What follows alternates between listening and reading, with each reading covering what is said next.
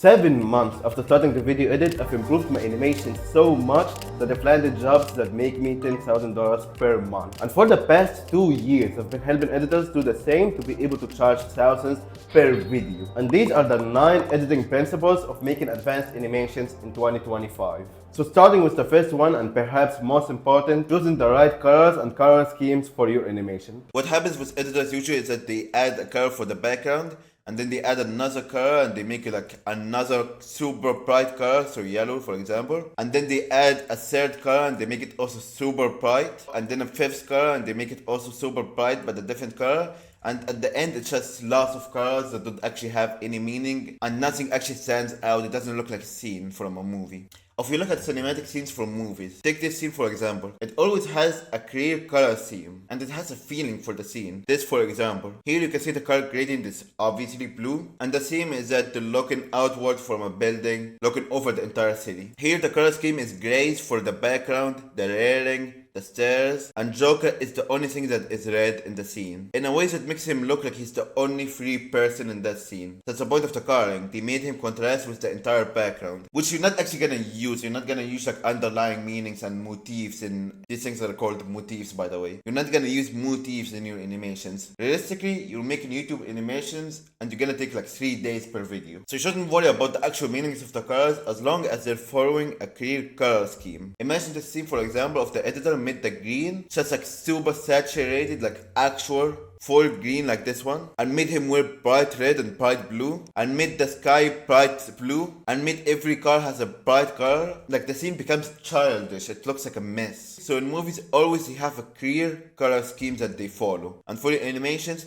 you should do the same thing. You could have different color schemes for different animations, but every animation, every one frame should have a clear color scheme. And I'm gonna show you exactly how to choose the shades, how to choose the colors, and how to actually do it practically in a second. But I just want you to like focus on these and actually understand that in movies, it's very rare that they put an image that has like a super bright, like this is a great example. Look at this, it's a gradient, all of the colors match each other. Again here, a gradient about like 3 colors going from red to yellow and blue. Here it's about 2 colors, just red and gradients of gray. They choose a gradient to make the scene more understandable, look more realistic, and just better overall, more fancy. So we're gonna do it in the same exact way. We're gonna make it like a real scene, and we're not gonna add lots of colors because we just can. We're gonna think through the colors that we add to the scene. So as a general rule, you should always keep the background 1 to 3 max colors. So don't add 4 colors, like 3 is the max. And let's show that in animations that I've already made before. If we look at this animation, quite straightforward. The theme of that animation is a boat on the water. This video was about surviving on only liquids, so they didn't have any actual like solid blocks. So I made the theme just like the water that they were on, and I added a boat on top of it. Now the color scheme is quite obvious and straightforward. And just like keep in mind, I'm not making these color schemes like they're actually thought through. Because this oak block, I have color graded. I have changed the color of the oak. I made like a shark go through like the water over here, as you see. And the shark had the same exact color shade as the sea. And then I added a chest. That chest was the same color of the boat. And then I added ropes to tie the boat together. And when I did that, I added it because it's the same color scheme. So it adds details without making it more confusing and drawing in the color scheme. And then I also added barrels, which again I color graded to fit the color scheme of the scene. The color scheme is quite simple. Blue and just brown shades. So going from beige to like dark beige, almost brownish color. And if you see here, if you draw it out in colors, it looks something like this. The color of the actual background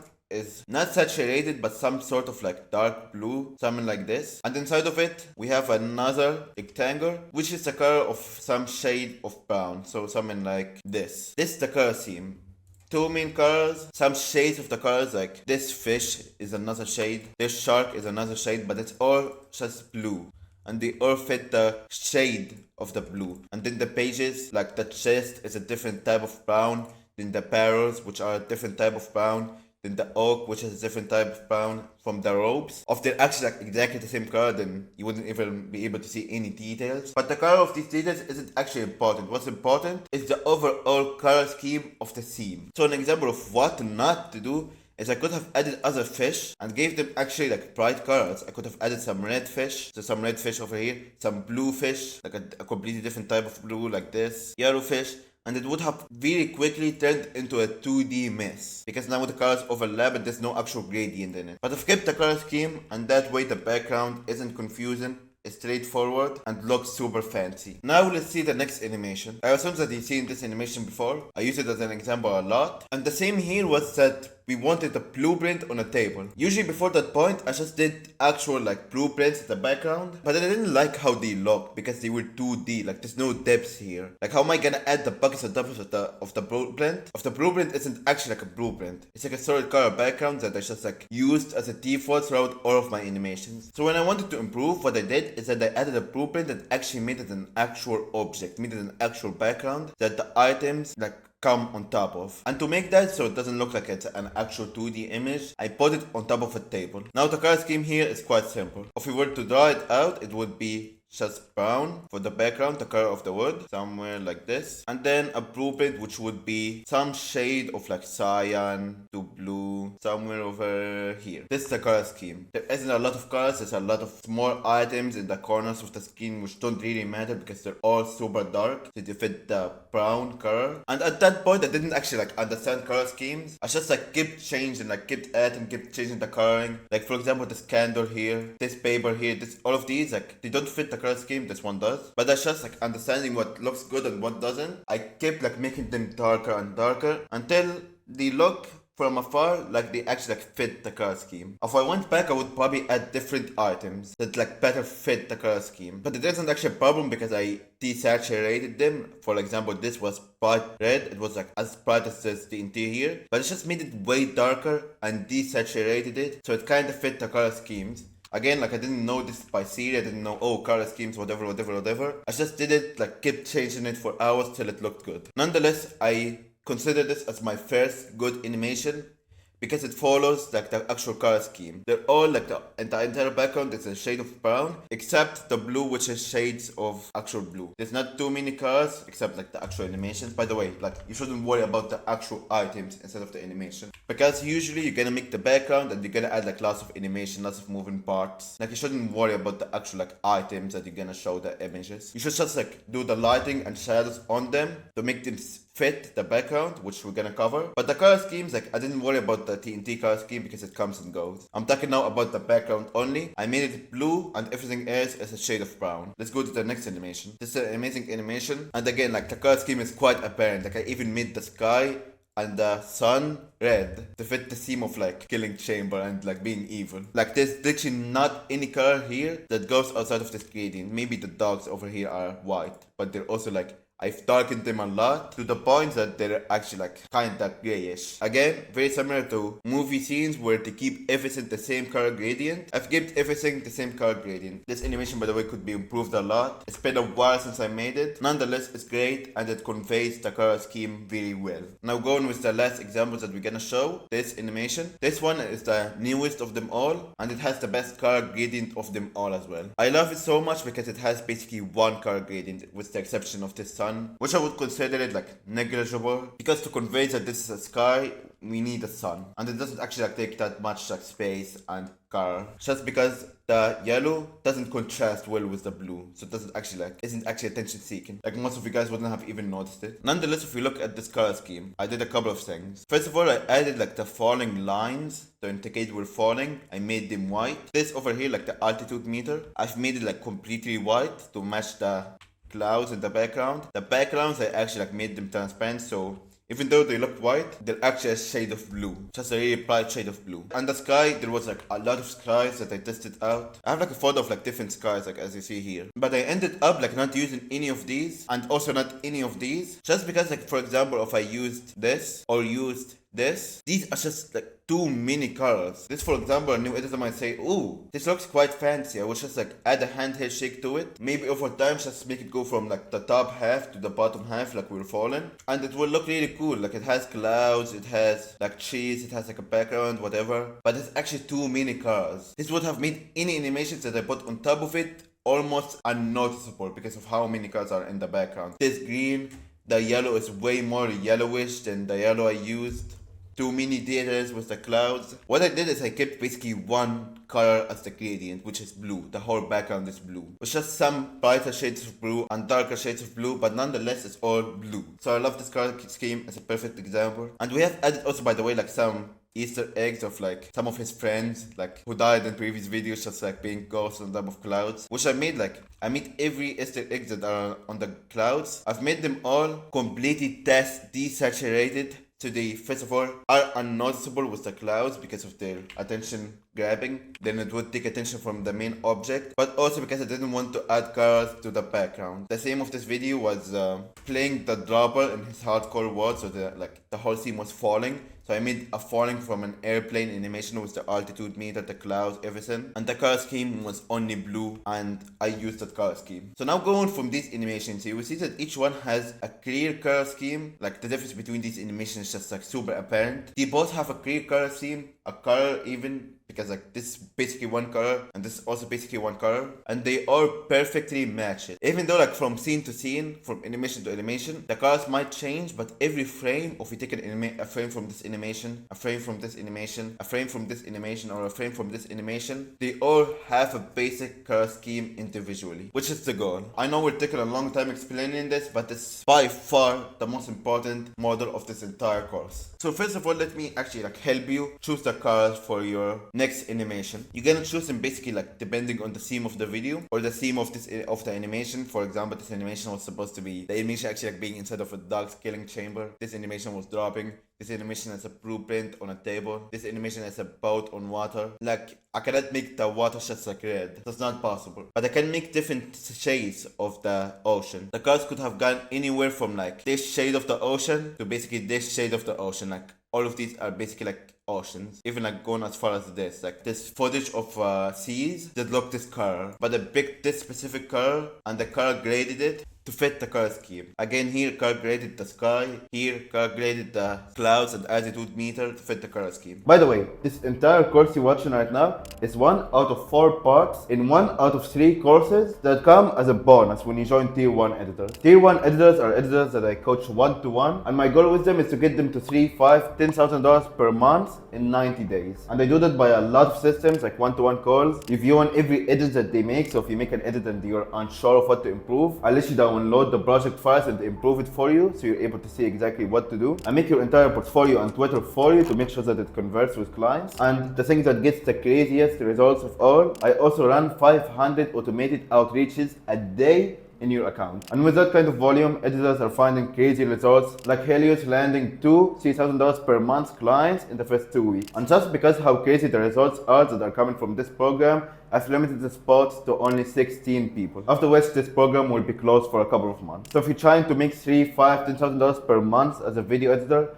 click the link in the description to learn more and talk to me 1-to-1 on a call. So basically we're gonna cover a couple of things. We're gonna cover colors that go well with each other. We're gonna cover the Adobe color wheel, which when starting out you're gonna use a lot to learn. And then we're gonna cover different shades of the same color, because most editors just like put a color and it's just like put the most saturated, like no darkness, no whiteness, no desaturation, just like the brightest thing, and just go from like red, green, cyan, blue, just like all the brightest, which isn't ideal. You should use different shades. You can use red, but you can also use a darker shade of red or a less saturated shade of red. For green, like it doesn't have to be green like that. You can use like a bluish type of green and make it less saturated, and this will go as grass way better.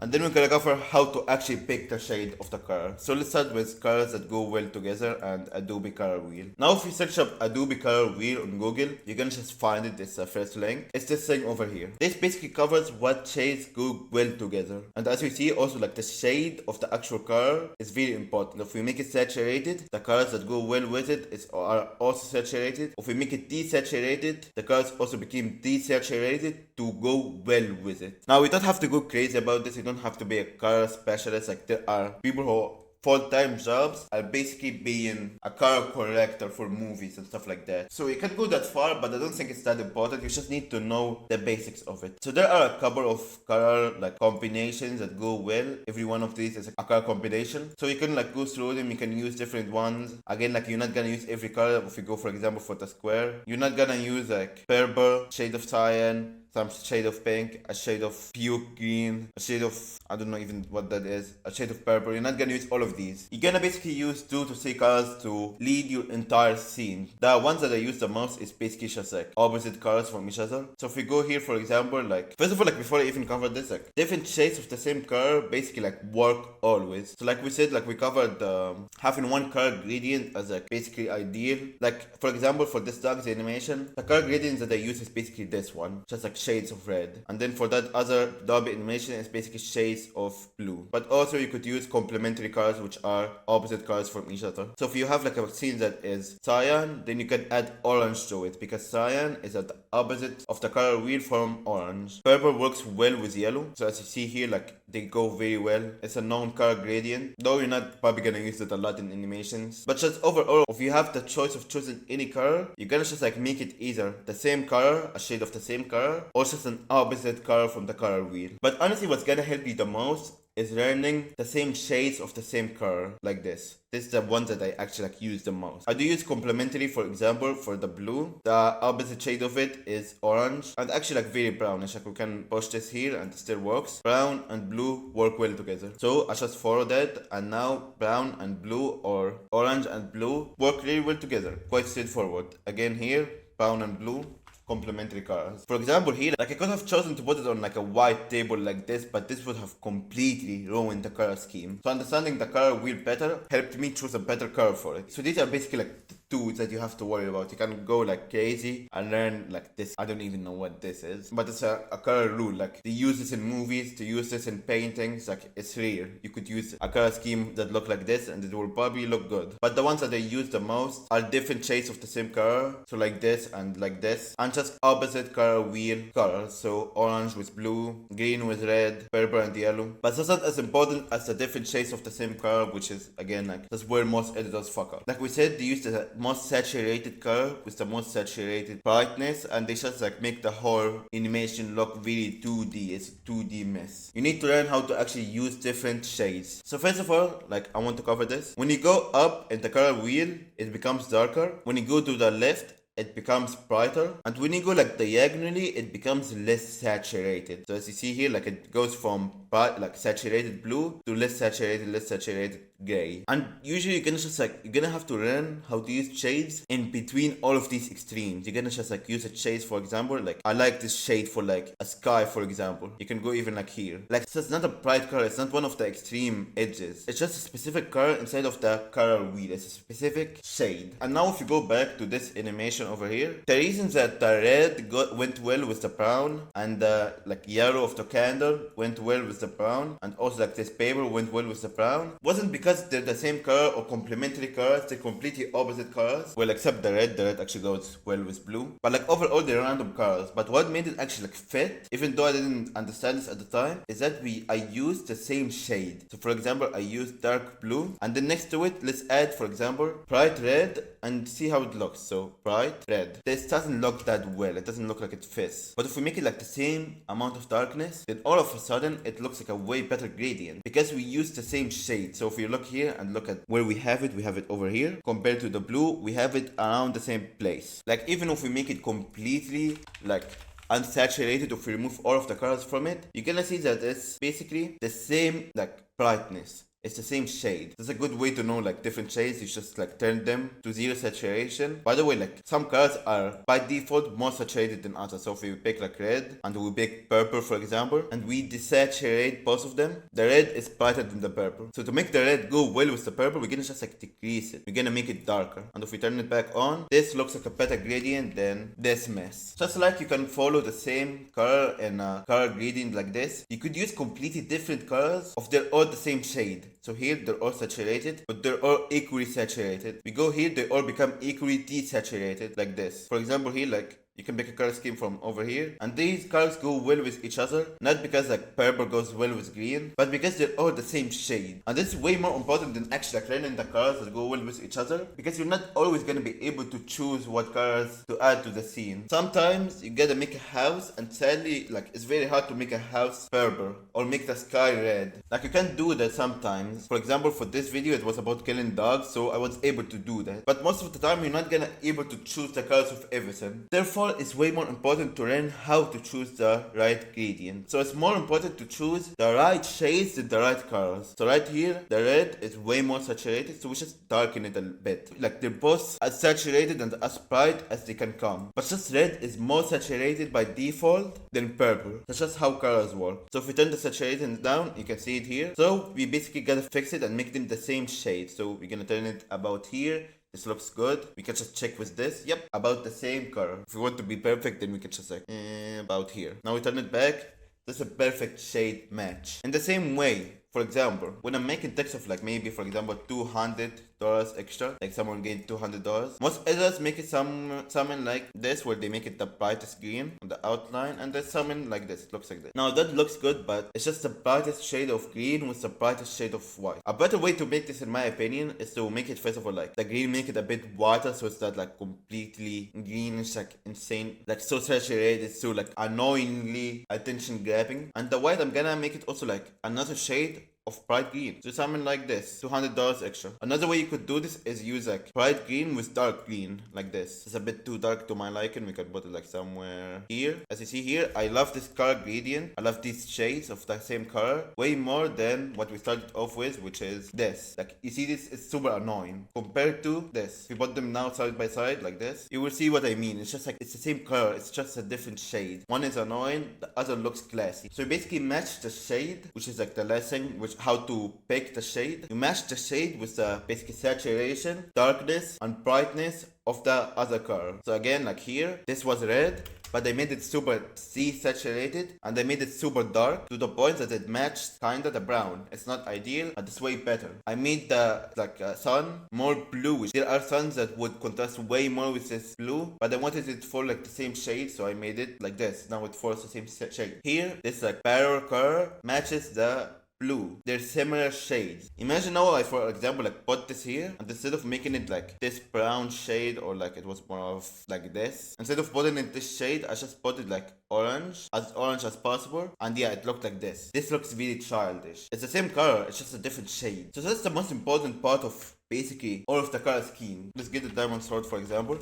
If I felt that this sword is too saturated, I can just decrease the saturation a bit. I can make it a bit darker. I can make it less contrasty or more contrasty. I think more contrasty looks better now. And I can just put it in the corner. It's the same image, but now it might fit the shade of the scene way better. So like if we disable it, like it looks just like it's bright cyan. Now it fits the scene. Like again, if we go to scenes, like they could have made the sky way more saturated. I know if this editor would actually like do it. He would get this image over here. The sky looks desaturated. Let me just go to creative, like curves. Let me just increase the blue like this. Let me increase the fireplace, make it a bit more saturated. Yeah, it looks perfect. Let me also like make it bluish. Yep, looks perfect. We have a bright sea and sky now. But that's not the point. It's not the point to make it as saturated as possible. It's the point is to match the shades. So if you see the shade of her dress, like let's actually do this. Let's pick the shade of her dress over here, about this shade. And let's pick a shade of the sky over here. First of all, like if we remove the image, these go well together. But also to confirm it, let's desaturate it and see what it would look like. Desaturation, this is what it looks like. If we match it even better, so let's see like a better shade of her dress. Like again, like there's a lot of shades, super hard to do, but it's around the same area. Let's see, for example, here. Yep, as you see here, they're mostly like all the same color. If we pick this color, for example, remove the desaturation. This is the color scheme. It goes from like super pale orange to super pale blue. It doesn't have to be saturated. It just has to be the same shades and not have too many colors. As you see here, like they made her wear the dress as the same color as the railing, as the same color as like the top of this, whatever. Everything just matches. And then they match the color of the oranges or reds to the color of the blues of the sky and the ocean. By matching the shade, they made the scene look cinematic and way fancier. Here again, it has a lot of bright red. As you see here, like the color here is bright red. So they were allowed to use bright blue. Here again, like all like very specific shades. Here, like the whole background beside the red is meant to stand off, but the whole background is basically the same color and shade. As you see here, like between all of these colors, the differences are quite minor. And they could have made it way more saturated. They could have made like the house over here like bright orange. This is like literally red, but they made it like they changed the color of it to fit the theme. They could have added like other cars, like they had to move cars away to keep the color scheme of this shade, because if there was a color here that was bright red, then it would basically ruin the shade of the scene. So in the same way, like I want you to come out of this not only like choosing the colors more carefully, but more importantly choosing the shades, using more of these like shades between the brightest, darkest and whitest colors, just using the shades between them and matching these shades with each other. Now like a common way to do this is basically like making the whole scene. So let's make this completely red, let's make this as well like yellow, so like a scene that is completely saturated like this. What you could do is you could add a elementary color, like an adjustment layer on top of the entire scene. And now we can fix it like in post by like desaturating it, making it contrast less, increase the contrast, highlights, whatever. Like this makes it slightly better. Again, not actually. But you could make it look better with an adjustment layer at the top. I did it over here. Like I added an adjustment layer in the entire scene to make the table darker, make the TNT darker, make the paper darker, make everything darker except the blueprint. That way it fits the same shade of the color. So that's basically the colors that go well with each other. Adobe color wheel, I showed you it. Different shades of the same color and how to pick the shades, which is basically match it to the shades closest to it. So it's not like pearl blue next to super bright red. If the blue is pearl, then make the red pearl. If the red is saturated, then make the blue saturated.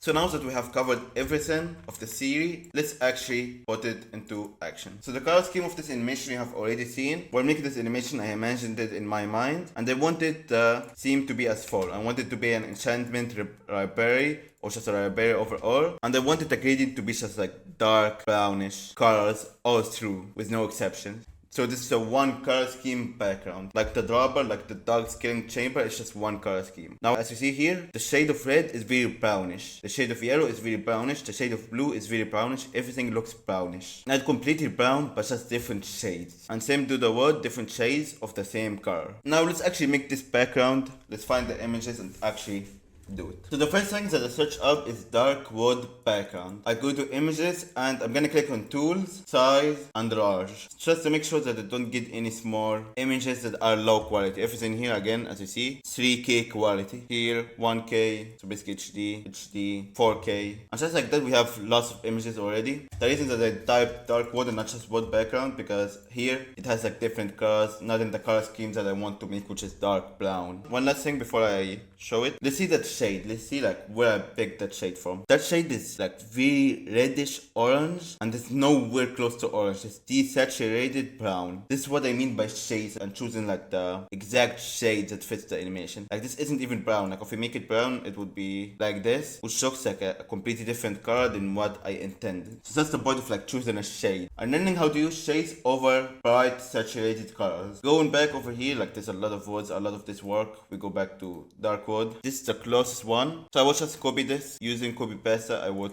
paste it over here. Now just to make sure that I copy the same exact like animation without making any changes, like this is how you find the images. But let me use the same image that I used in the animation. So this is the one that I landed on. I like this one more because it has like panels. This one has as well, but it's like way darker. So basically I used this one, which if we look over here, like it looks completely different. Because like we said, we're gonna add remix color to change the coloring of it. So even like if you're not able to find like a dark wood color or like a perfect image for anything, you again, like I showed you, just change the coloring of it, make it less saturated, make it darker, stuff like that. So what we're gonna do is we're gonna add a luminosity color and we're gonna do the following. First thing we're gonna do is we're gonna just make it way darker like this. Let's put it minus 5x. And also this looks too saturated, so we're gonna make the saturation lower to 50. Yeah, so this already looks way better to what I intended of like a raspberry in the darkness, something like that. Now we're gonna also like turn it 90 degrees, so it's facing this direction, and we're gonna make it 200 for example. It's now way bigger than the actual screen, but that's no problem because we're gonna add basic 3D to it. And let's put it maybe, where is basic 3D? Go down. We're gonna put it at maybe like 75, minus 75. Wrong metric is swivel, minus 75, something like this. And let's see how that looks already. Let's put it down. This looks too big, but let's actually do something because I want to zoom in later on to this animation, which is something that I don't do often, but let's do it for this animation. Let's make the sequence actually bigger instead of making the image smaller. That way when we zoom in, we don't lose quality. So right here, let me just like search up 4K resolution. It is 3840 to 2160. So let's type 2160. Now let's see, I think it went off screen. Yep, here it is. Just make it the sequence bigger and let's move it up to over here. Again, like scale it up to 100. Let's go to 100. About over here. So if we remove the remote checker so you can see it better, this is what it looks like. And let's put it at the bottom third of the screen. So using this, we're gonna go 66, which is the bottom third. Let's make it end over here. Like even when you're taking pictures of your friends or something like this, like you most likely will put the horizon line at the bottom third. This is a common theme in a lot of images, a lot of movies, a lot of videos. It is a simple composition rule. So right now we have this. Later on, we're gonna add some lighting to it. So it's basically gonna be like, we're gonna add a circle over here, push it up and invert it. So now there's like light. Let's actually like keep this for now. If it does this like technically lighting, which we're gonna cover later on, but let's keep it for now and we're gonna like visit it back in the lighting stage. Let's just keep it right now so you can actually see it better. Let's center it to the center. So here the 50 metric, let's put it over here. Let's put it up about over here. Now let's find the background, which is gonna be a bookshelf. We're gonna search up bookshelves. We're not gonna get what we want, so we're gonna search up bookshelves texture and already found a really great one. Again, like if you see this, you're gonna say, oh, that doesn't match the color scheme. Why did I use something like this? Well, first of all, this is lower quality, but also it has like the lighting already there. As you see here, these candles, that ruins it. Here, that doesn't have any texture. It's like really 2D. I don't like it. I like this one more, and because now I know about shades and color correction, I can just download it, use it, and make it actually fit the scene. So let's start with just making it like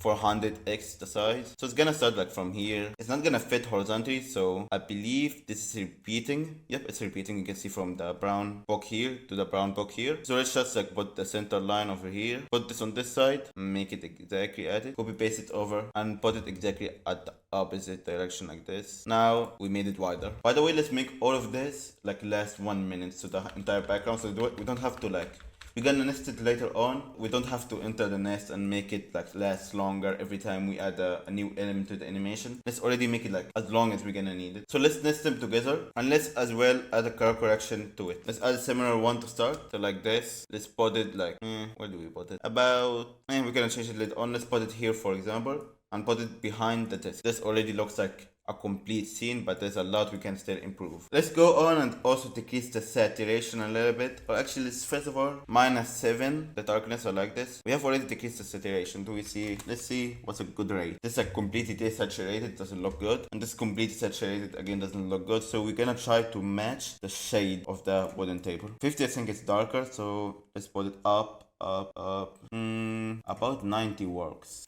Let's try 100. 100 doesn't seem to have any significant difference from 90. So now I'm changing them back and forth again and again, and it seems like it's the same. So let's actually make it 100 so we don't complicate things without needing to be complicated. Now let's zoom here. This already with 2 images fit the scene perfectly. A lot of editors would have tried to make the library background on their own, which would have taken a long time and isn't necessary, or made the table on their own, which takes a long time, isn't necessary. You try to use as many images, as many shortcuts as you can. When we go, for example, for the table and library, if we try to find like table and library image, most likely we're not gonna find any that, yeah, like this. This one kind of works, but I don't like the bookshelves in the background, this type texture. This one works really well. I don't like the desk though, and I don't like the background at all. Again, same image. This one is too bright. Technically, we could use it, but that's gonna ruin the parallax effects that we want to use later on. So if we go back to the animation, over here, you're gonna see that the table and the background move. It's like the camera goes like from the center of the screen, like being angled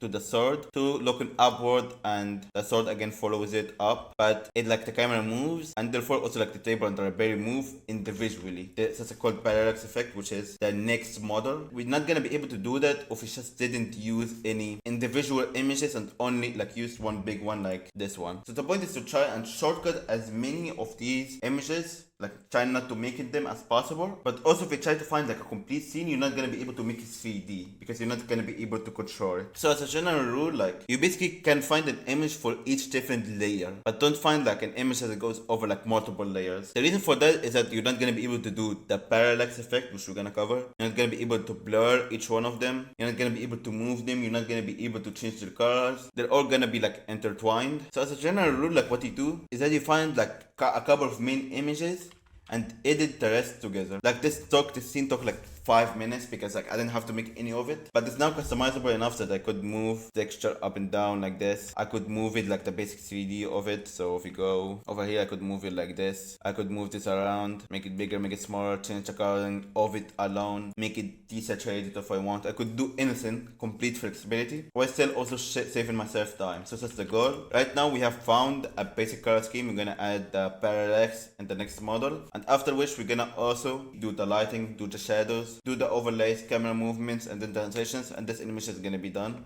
We're gonna cover everything. Now we have made the first step of them all, which is setting up a rough background that we're gonna add stuff into. But that's it for this model. I hope we actually learned about color schemes, different shades, colors that go well together, not using too many colors. That's like the biggest takeaway from this. Alongside like using shades of a certain color, don't use like extremes, and matching the shades together. So there's like, let's actually like try to do this right now. Let's nest it and make it all desaturated. So let's go here, make it desaturated, with the exception of the light. Yep, they all look really close to each other. If we go back and, for example, remove the color scheme on this, and now it looks like that. Let's make it desaturated again, and it should look different. Yeah, now there's a big space between them. So that's using the same shade. We made them the same darkness, the same shade. We're gonna add the light later on that comes from the top. So light over here like from a lamp, and it goes down like this. It's gonna make it even look better. But for now it is the same shade. Everything is the same shade. Everything looks perfect. That's it for this model. The next model is gonna be about the parallax effect to make it look more 3D. So see you next model. We'll go back to the video in a second, but if you're a video editor and you want to make more money, then you need to listen up. Because this month, August, I'm only accepted 13 editors to implement the most insane systems ever that I've spent a whole year making to get them high-paying clients in 90 days. Take for example, Helios. He took action on the opportunity and joined, and in the first 2 weeks of running 500 automated outreaches a day, which is one of the 5 systems we cover in this program, he has already landed $3,000 per month clients, and in 30 days, he's now on track to hit 5K per month. These systems are proven, and it's guaranteed that you're gonna hit 3, 5, 10K per month with them. So if you're interested in landing $3,000 per month clients as well, click the link in the description to talk one-to-one with me before it runs out. Now, back into the video. Welcome to the second model, which is about parallax. The parallax effect is quite simple. The further away things are from the screen, the slower they move across it. So that's it. If I have my hands very close to the screen like this and I move it up, it moves very quickly across the screen. Meanwhile, if I have it move the same exact distance from here, it moves really slowly and travels like such a small distance compared to if I have it over here. That's just like a rule of how 3Dness works. It's how the third dimension works. And we use this rule to make scenes look more 3D. So let me show you this in action. Let's take this cloud which is super close to the screen, for example. As you see here, there are clouds that are close to the screen, further away from the screen. And if you think about it, like how do you even know that they're further away from the screen? Besides that they're smaller. How do you not know that there's just like bigger and smaller clouds? The reason is that I used the parallax effect and made them move at different speeds across the screen. So now let's go with the one that is super close to the screen and see how many frames it takes to go across it. Here it is. It takes 1, 2, 3, 4, 5, 6 frames to go completely across it. Now let's see one that is completely like super far away from the screen. For example, this one over here. It starts over here, so this is, by the way, how long it took for the close to the camera cloud to travel. Let's see how long this further away one takes. 1, 2, 3, 4, 5, 6, 7, 8. 8 times as long as the fast cloud to travel across the screen. As you see here, it takes way longer to go all the way compared to a cloud that is close to the screen. That is quite simply the parallax effect. Even though they're moving at the same exact speed, like we're still dropping in both of them, because it's further away from the screen, it takes longer. This is the explanation of what happens, by the way. As you see here, the further away from the camera you go, the wider the distance of what's actually visible. So even though these two traveled the same exact distance, this one went from the center of the screen to completely going off screen with this distance. Meanwhile, this one went from the center of the screen to go into maybe like a third of the screen. Didn't come anywhere close to the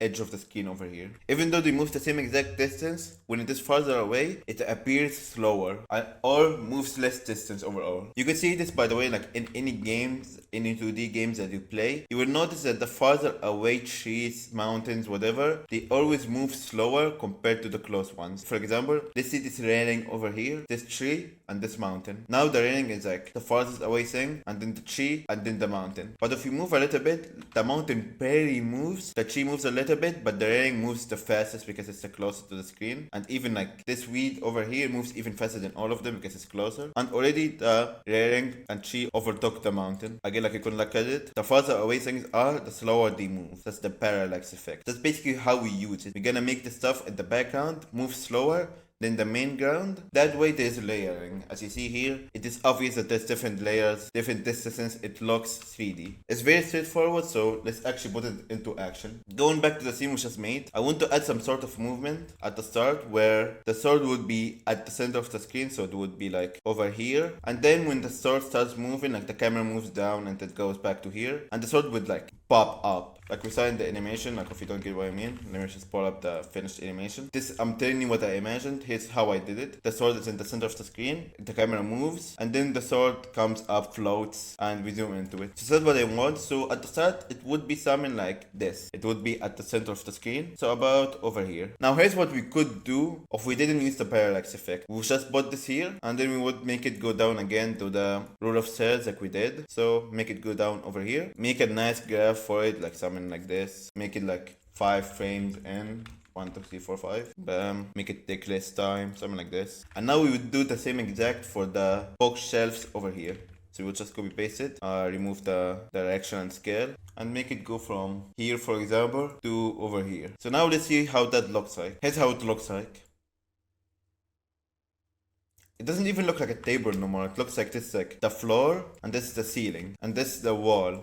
It doesn't look 3D. Compared to if we did add the parallax, then it's obvious that the wood is like in the foreground and the library is in the background. Because the wooden table moves more than the background. The background actually like moves. It is very subtle, but you can notice it. Like it actually moves downward, but not to the same extent to the actual table. So let's actually add that. So right here I made some simple movement for it. It moves like this. And now the point is to make the library move less than it. So I just played with the timing a little bit, fix the graph for the actual table. Now let's change the background movement. Let's make it start from somewhere around here. So it doesn't start at the like extreme up. So now like we have actually some room to move it downward without like going outside and now there's some black area. So let's move it like 700 where it's a lit, like we have room to move it. And at the end we're gonna move it like downward over here maybe. If we go any further it becomes black. And let's move it to about, let's go as far as we can before it like clips at the top. So about let's go over here, 940. So let's see how it looks like. It is very rough right now. We can actually like, let's turn off all of the geometry cards so we're able to see it better. We're not actually gonna delete them, we're gonna just disable them from the FX here. We're gonna just click on it so it gets disabled. Let's do the same for the background. Let's see how it looks like now. I think what we should also do is change the basic 3D-ness of the desk a little bit. Just because that's how like perspective works. Like if you look at my hand right now, it has like a basic 3D level. If I move it upward to the camera, it basically all of the basic 3D-ness gets like eliminated. If you get what I mean. I hope I'm not schizophrenic. But as you see here, like right now, you can see that my hand looks kind of angled compared to the phone. But if we move it upward, it becomes like completely aiming at the phone or like the camera, my phone camera. So let's do something like this. It wouldn't be a huge difference. It wouldn't be extreme. Just because we haven't made like such an extreme distance traveled from like going down here to the camera level. If we did, then we would have to change it from like literally like 90 degrees from over here all the way to there as it goes up. But it wasn't that extreme, so let's change it a bit. Just a very slight detail. Let's make it go from minus 69 to, let's time it with the actual movement. So it starts over here, 96. That means 69. So over here goes to minus, let's like add minus 75. That is way too much. So let's make it like minus 7.5 for example. Yep, as you see here, there's some movement, you can notice it. If you disable this, you will be able to notice it better. Like it gets rotated a bit. Though we still haven't graphed it, so yeah, it's like completely off from the actual movement of the camera because it would change relative to how much distance there is between it and the camera. So let's make it like follow the same graph as the camera movement. So about this. Yep, that looks way better in my opinion. Let's add the bookshelves back. Yep, already looks way better. Let's also add the remote shaker back so we're able to actually see. Let's move a mask a bit because now like the mask is messed up. So move it over here. By the way, we made the mask before the basic 3D. So like if you want to see how it actually looks like, this is what we're doing. We're playing with the mask over here. And then after we add the basic 3D, it becomes like this. Going back to the scale, it looks like this. So we're moving it over here, it moves like this. Super cool stuff. So this looks about right. Let me make sure it's centered, 50%. Yep. So now this is what it looks like.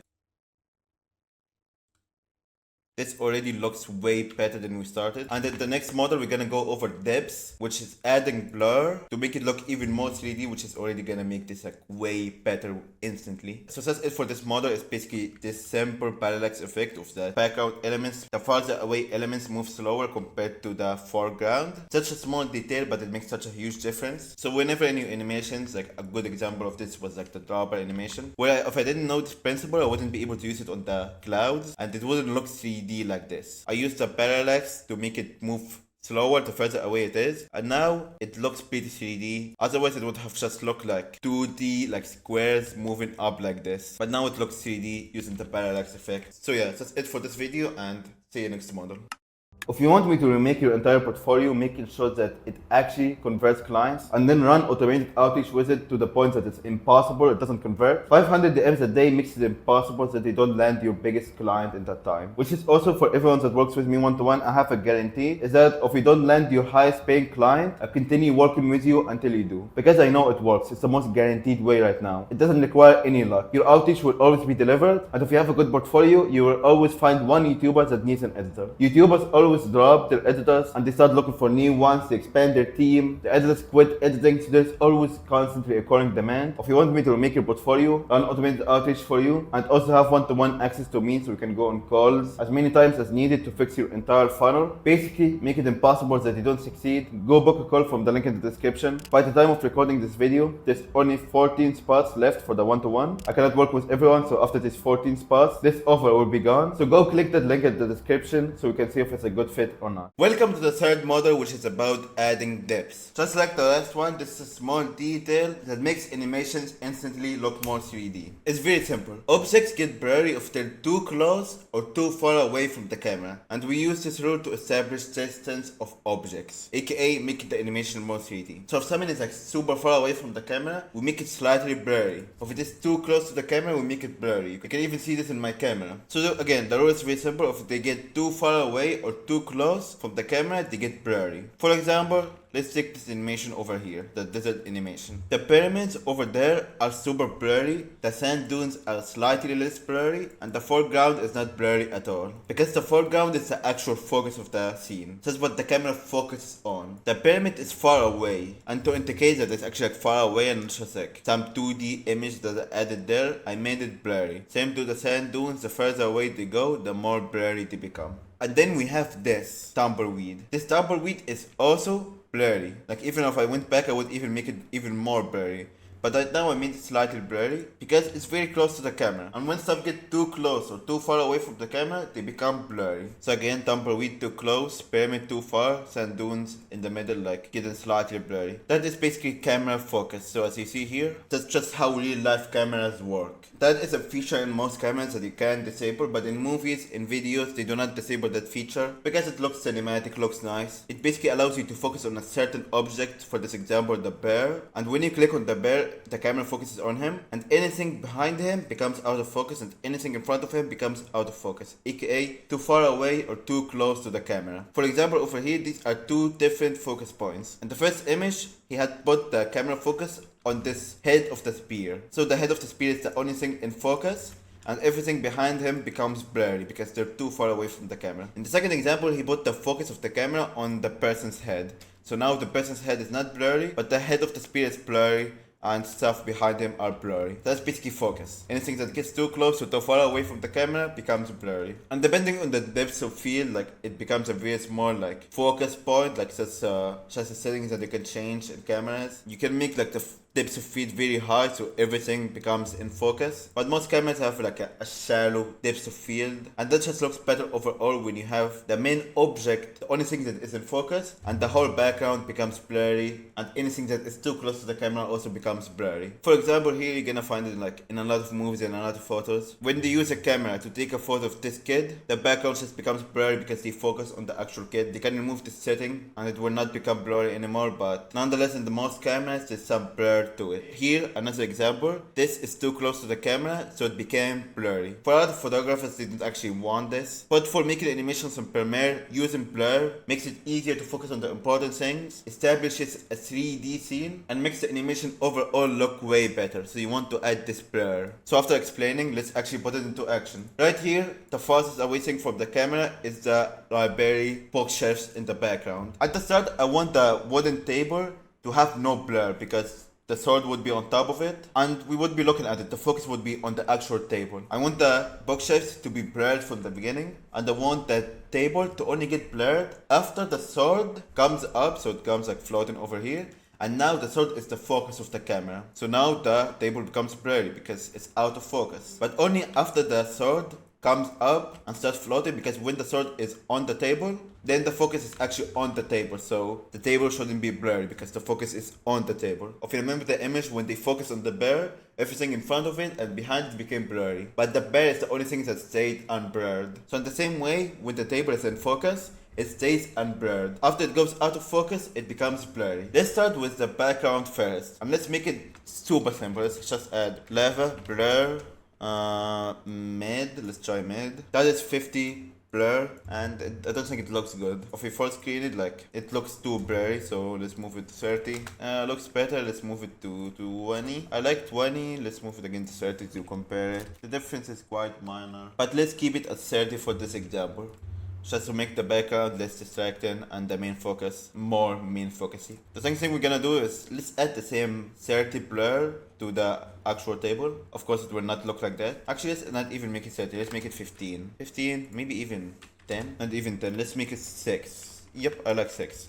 So for example, over here, when the sword is the main focus, it becomes like 6 blurriness. But at the start, there should be no blurriness. So the way I'm actually gonna do this is I'm gonna keep it blurred in the edges for the whole time, just because like it's out of focus. So the place where it's lit in is the only place that will be unblurred, because that's where the sword would be. And over time, I want it to close in on the sword. So when the sword comes up, its place just gets closed in and the whole table becomes blurry. Let me show you what I actually mean. So first of all, let's put the blurriness like behind the basic 3D so it's easier to use. Let's make it like super blurry so we're able to see what it is. So about over here, let's actually make it up a little bit.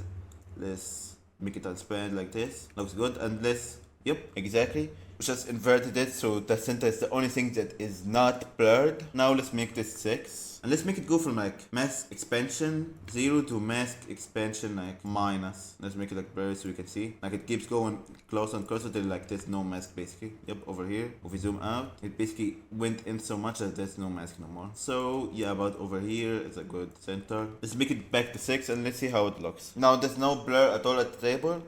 And then over time, it should become more and more blurry. It should become more blurry than this, honestly. Let's move it even more. You know what? I just changed it to actually like putting it above the basic 3D, just because it was hard to figure out where exactly the blur was and how strong it has to be exactly, because the image is actually like 4K, 8K. So when I put it down, like the blur isn't actually like that blurry, and when I blur it, it becomes like kind of weird, because as you see here, it's kind of like I disabled like the basic 3D and then turned off uniform margins and just made it like super stretched and super small like this. This is how it looks like because of the basic 3D. So I'm gonna have to put it above the basic 3D over here and make it like only 6. Now let's see how it looks like. That was just like a mistake on my part. With editing, you're always gonna make mistakes like these, and you can just change. Like you can go, is it above? Is it below? Just something that you cannot avoid. A lot of editors come to me and they're like, yo, I was making an animation, but then like I bought an effect and it doesn't work, and I have to like try another effect and it takes time, which is like the whole point of animations. Yeah, that's how it works. There's nothing wrong with you. But now let's see how it looks. There's no blur at the beginning, and then when we go up, it starts getting closed and closed the blur until it is basically fully blurry. So let's see the scene right now. It looks very blurry. The background is more blurred than the actual table, which adds a sense of distance. Again, going back to the desert animation, the farther away things go from the screen, the more blurry they become. That adds distance, it makes it 3D. So in the same way, the library is more blurred than the table, and the table is not blurred when it's in focus, but gets blurred when it's out of focus because it's no longer important the focus of the camera, because the camera has only one focus point. If it focuses on me, the background becomes blurry. If it focuses on the background, then I become blurry. And if I put something like video in front of it, this camera doesn't actually have like autofocus, I believe, because I'm recording right now. But if you open your iPhone camera, for example, put it on cinematic mode and put something very close to it and click on it so it's actually like focuses on the things that you're showing, then everything behind this one thing is gonna become blurry. It's called depth of field. Again, this is like what it looks like. Here's also like a good example of it. This is with low depth of field. So as you see, the background becomes blurry, and the tree becomes also blurry because it's too close. Anything too close or too far becomes blurry. Again here, anything too close or too far becomes blurry. So we just replicate this effect like we replicated the parallax effect to just make it look more 3D. So that's a very easy way to add depth to the animation. Next model, I'm gonna actually like animate the sword, so it's gonna be about 3D. But that's it for this video, so see you next model.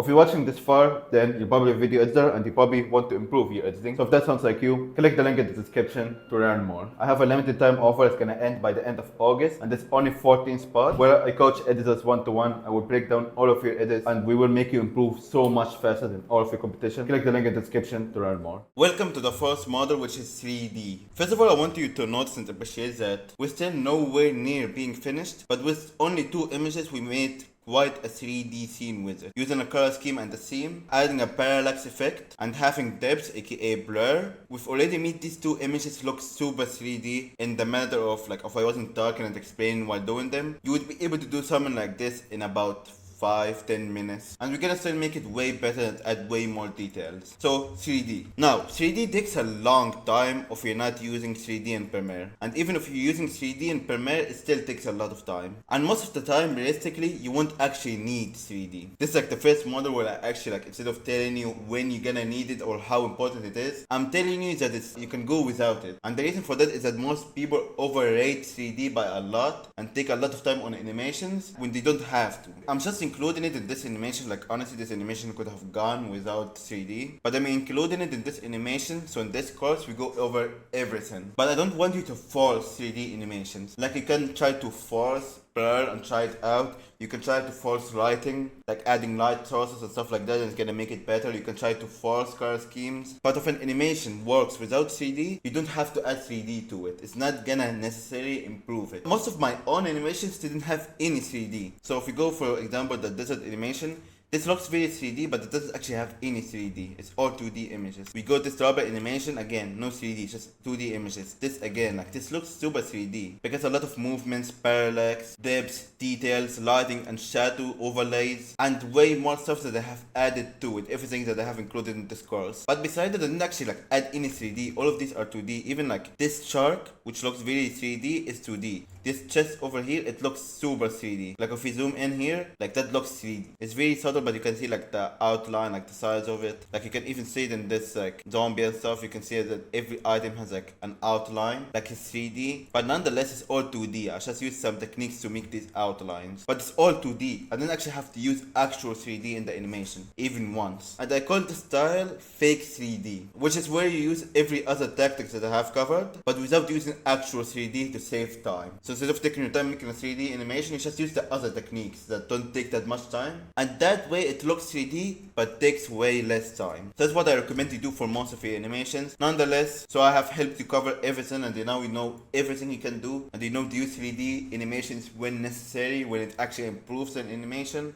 Let's actually like do some 3D animations and put it into action. So right now we have this background. The first thing we're gonna do is we're gonna add the sword 2D images. If you have seen my video on 3D, which you should watch, you're gonna add a sword or like an image and the total opposite of it, just like it's flipped horizontally. You cannot just add a horizontal effect to it. You have to actually like install the image that is flipped horizontally. Let's make them last like 1 minute. And the resolution of these images is exactly by 1024. So what we're gonna do is we're gonna go to the sequence and we're gonna make it the exact same resolution. So 1024 by 1024. And then we're gonna disable the layer below from actually being seen, and we're gonna add the effect lava 3D default item 3D default. And now we're gonna have to actually put an AI file. So the way we're gonna do this is that we're gonna open Chrome, we're gonna go to convertio.co, and then we're gonna put a sword PNG that is completely red. So this one, as you see here, it's just an outline of a sword. I've covered everything of this in my YouTube video, but like if you don't know how to make the flipped image and that red image, you basically just add a tint to the image that you want to make 3D, and you make it red, and export this like this. And to get the horizontally flipped image, you add horizontal flip like this and then export it. I have done this for all items, that's why like I'm going through it very quickly. I have like all items made into red outlines, but like if you have a new image, you just do what I did right now. You just add a tint, export it, add a flip, export it, and now we have everything that you need. Going back to the sword, we're gonna put the sword outline over here. We're gonna make it convert to AI file, so we're gonna search up AI and click on it, and then we're gonna click convert, and we're gonna wait for it. It's not gonna take a long time, and it's done. We're gonna download it. It's called Wooden Sword AI. So we're gonna go here again, put the default lava item 3D and click on external file, load, and we're gonna search up Wooden Sword AI, and we're gonna link the files that we just downloaded, and bam, we have a 3D sword. Very simple stuff, quite straightforward. You can move it like this, and it's very straightforward. What we're gonna do is we're gonna change the color of the size of it to something like this. We're gonna change also the diffuse and highlight. You see what that looks like. Looks pretty good. It doesn't have like the actual like oak stick, doesn't actually have brown pixels, but that's how I do it for all my animations, and nobody actually notices. Like when we go to the main sequence, you're gonna notice that it's unnoticeable. Now we're gonna go to the transform. Actually, like, let's make this bigger so you're able to see. We're gonna go to the transforms, and let's make it like, we're gonna follow the same exact angle we did for the table, which was -69, and then we moved it to -70.5. So we're gonna just make it move the same exact route. So let's open the table. Let's just get it over here so we're able to copy it easily. 5 frames in, as you see here, it was -69. So 5 frames in, we're gonna put the first transform effect, which is gonna be -69. And then a couple of frames later, exactly 5 and 5 frames, it became -70.5. So over here, we're gonna go and make it -70.5. That way it follows the same exact trajectory while it's going up. We're gonna make it an end curve the same exact way, and we're gonna use the tactics that we showed in the smooth section of this masterclass to make sure that it's perfect. So if we go here, let's do it with this one better. Let's smooth it out like this, open it like this, and as you see here, like it was way off. So what we're gonna do is we're gonna go here and we're gonna just make it exactly horizontal like this, and that looks about right. Now I don't actually want it to stay on the table for the entire 5 seconds. I want it like 1 second in. Let's go 1 second in 5 frames. I want it to start to jump and actually like float. So we're gonna cut it from like over here 1 second and 5 frames in, and we're gonna change the trajectory. So it was moving with the table like this, bam, started moving with the table, and then here we're gonna make it change, and now we want it to actually like go up, float, and look fancy overall. So to do that, we're gonna actually like move it away from the camera a bit. So about over here, so we're able to move it more freely without it like going off the edges and stuff. So going from 1 minute in, let's put 2 keyframes, one on the x-axis and one on the z-axis, and let's stop it 5 minutes and 5 frames, because again, like it took 5 frames to the animation to actually start. So over here, and let's make it, for example, -25 over here, and no, actually it's not the z-axis. Let's make it the y-axis that we want to change, put it to the start, and move it around over here. Yeah, this is a good amount. So now it was moving. Actually, let's I forgot to change the distance on here as well. This could be pasted like this. So now it was moving with the table. So over here, it started moving with the table. It's very subtle, but it is rotating a bit. And then it starts to float at 1 click. It goes up like this, and ends up over here. So let's actually like make it smooth, because right now it is just a linear graph. So just as we did last time, we're gonna just like make these bigger, zoom in, 1 over here and 1 over here, zoom in even more, and bam, yeah, again, like it wasn't horizontal at all. We're gonna move it like this, and now it's perfect. Same thing over here, 1 like this, 1 like this, and make it perfectly horizontal. So now it is like an impact, bam, all of a sudden it gets up. It is very laggy, but it should look good enough right now. So now let's put it inside of the actual scene for now, and we will still add like stuff to it, the lighting, the shadows and stuff, but let's just add a rough version. So let's make it like 250 times bigger like this, and let's just copy exactly how the table moved. So copy paste like this. It is completely like downward over here, so let's move it up like this, and it is still off. So let's use something to like actually follow it. So let's go from over here, this lining up with this over here. So let's line it up to over here. It should line up as well like this, so it would look like this. Yep, looks better for now. Again, like it looks like a 2D image because there's no lighting or shadows, but it is following the table. Though we don't want it to actually like follow the table, we want it to also 1 minute in to start actually floating. So we're gonna, like we did here, we're gonna bring it back like this. So it starts going up like this. And when it starts doing that over here, so about here, we're gonna cut it, remove this movement and make it just over the next 4 seconds. Go up to the center of the screen. So go up over here. We're gonna make the graph like this and it should look something like this. Yep, already looks way better. And now we have the first like sample draft animation with 3D. We're still gonna change the lighting of the 3D and stuff, but right now this is like a 3D animation. Like we use the rotation, scale and position in normal 2D images. You use the same exact principles to rotation of the 3D object, positioning of it and stuff like that. I also made it a bit bigger right now and this looks already way better. It is following the table. Like you could technically just nest the table and the sword and move them together, but you could just also copy the movement of the table and just change a bit of matrix to make it follow with the sword. And now we can, instead of the sequence, basically add anything that we want on the table and it gets up. And yeah, we can replace this sword with a book, with job application, with anything, and it will be the same exact animation but with a different object. That's how you make 3D animations. Again, like if you don't have the images ready, then you just put the images inside of a sequence. You flip it horizontally, you export it, you make it completely red, you export it, and use convertu.go to make it an AI file, link it together, again using the Lava 3D default. We're gonna link it with the external file over here. We're gonna click load and link it, and then we're gonna change the site material and the transformations over here. We're gonna play with it depending on the animation. Very simple stuff. If you have any questions about this, you can just come to the editing review calls or the getting clients calls and you can just ask me about it. But that's it for this video. It should be quite straightforward. Next video, we're gonna add lighting to this animation. We're gonna actually change the 3D lights, because instead of the 3D effect, it's like you can choose where the lights are. So we're gonna change that. But that's it for this video. So see you next model.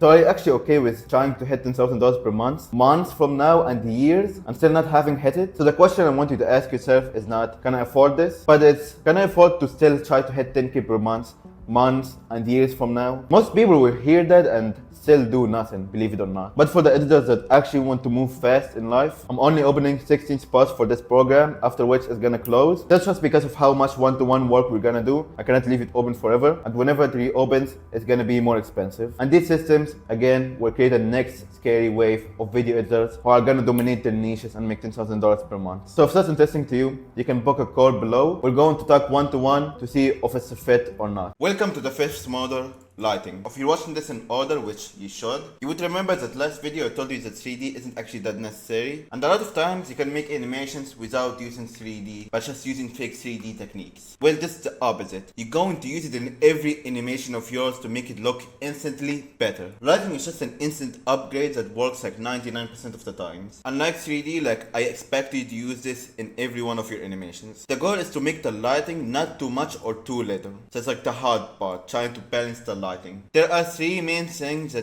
the lighting should follow in all of your animations. It should follow the direction of the light, the intensity of the light, and the color of the light. Like, actually remember this. Direction of the light, intensity of the light, the color of the light. These are the three things that make the lighting not look weird, not look like it's overdone or underdone. Makes it look realistic, and basically like these are the only properties that lighting actually has. It has direction, intensity, and color. So you're gonna focus on making the direction of the light face correctly, the intensity of it about right, so it's not too much too little, and the color of it to actually like fit the theme and color scheme of the animation. So let's give a couple of examples. Over here, where is the light? The light is from the sun. So a lot of editors would just like get the scene and the sun over there, and then just make the direction of the light like over there, the top right corner, because they don't actually think about the direction of the light. The light direction is over there. How intense is it? Not actually that much, because if you think about it, the sun's light is always there 24/7. It lights up everything, so it's not actually that extreme of intensity. It's very subtle, so I reflected the three things on the corner of the camera and player, and like everything that comes out of the player, so over here as well. Like it's more visible when you zoom out. Like if you look over here, this is not white or gray, it is actually yellow, and it makes this look 3D already, because I added shadow on this side and light on this side, which were like super subtle, they weren't intense. Let's see it on the camera. The light is not intense, it's from the direction of the sun. And it's also yellow, because in this instant the sun, it's really yellow. We're in the desert. There's like a meme that like how basically like whenever any movie is showing a desert or something like this, they use basically yellow lighting and everything becomes yellow. Like I believe this one, I'm not actually gonna play it because I have a job. But just overall in deserts, usually the sun makes everything kind of yellowish. Even though it's technically white, I don't know why, I'm not a scientist, but it makes stuff yellowish. So I just reflected that, made the light yellow. Let's take another animation, for example these dogs over here. What is the direction of the light? Is these windows. That's what emitting light. This car over here is getting light from this window. That's the direction of the light. And these dogs over here, they're getting direction from this window. So that's the direction of the light. So as you see here, both of them are in the direction of the windows. So that's the direction. The intensity, what's the intensity? The intensity actually quite high, because that's basically the only source of light. Well, actually I should have added some light from the fire over here. But if we look at the dogs, the places where there's no light, they're quite dark. But the places that are visible via light gets like a lot brighter. So the intensity is high. What's the color? The color is quite obviously red. The light over here is red. The light over here as well is red, but it's like very subtle red. And there's like visible red light that is coming from these windows. It's really subtle, but it is there. Another animation, this one. What's the light? The light is basically the sun again. So I added like there's no sun visible over here. But the sun is usually like 45 degrees up, so it's like the best way to show the sun. So I did that with everything here. Basically everything has some light shining off it from the sun. The intensity is like middle of the road, nothing insane. The color is white because we're not in a desert, like it's not as yellow here. Usually it defaults when there's no actual color, it just becomes white. So I just did this. I'm gonna do this also in the animation that we're making right now. Here again, same thing, the sun is over there, but it's not a desert, so I made it just white. Intensity, like, it's quite decent. This is what I found looked good in this animation. What I found looked good in this animation was different. Every animation has a different intensity. You cannot make it super logical. You just have to try it out and see how it looks. Again, the goal is to make it not too much or too little. So you just try out different lights until it looks good. I saw that this looked pretty good, so I left it at this intensity. So you need to keep in mind the direction, intensity, and color of the light. So let's put it into action. First of all, before I do it on the actual sword animation, I want to show you maybe a better example that would be more useful for you guys. Let's do it on this ball right here. Let's make a light source that is cyan. Let's add like dark shadow blue on it. Yep, something like this. Let's make it bigger and add the light to the red circle. So what we're gonna do is we're gonna start with PCC edge lighting. That's the effect I always use for lights. Like I was planning to tell you guys like the different ways to do it if you don't have PCC. But honestly, the best way to do it if you don't have PCC is to just install PCC. This like makes it way faster. It's my favorite effect in all of PCC, even better than the 3D. I love this effect so much, I use it in every animation. And when you apply it, it looks pretty trash. So let's see how we can improve it. The first thing we're gonna change is the direction of the light. So again, like we can click on this red thing here and we can just move it like this. We're gonna move it to the direction of the circle because that's where the light is coming from. And then we're gonna click highlights. Highlights is basically the light and the shadows are basically the shadow side. So for the highlights, we're gonna make it blue like this, and we're gonna spread it out and make it more intense like this. This maybe is not as spread out as I want it to be, so like let's spread it out more, make it more intense. This like for intensity, this one over here, and this for like how big of an impact it has on the circle. Like even for this one, we might have it like go over the entire circle like this. Let's see how that looks. I don't like this as much. The light bulb wouldn't have that much of an impact, so let's keep it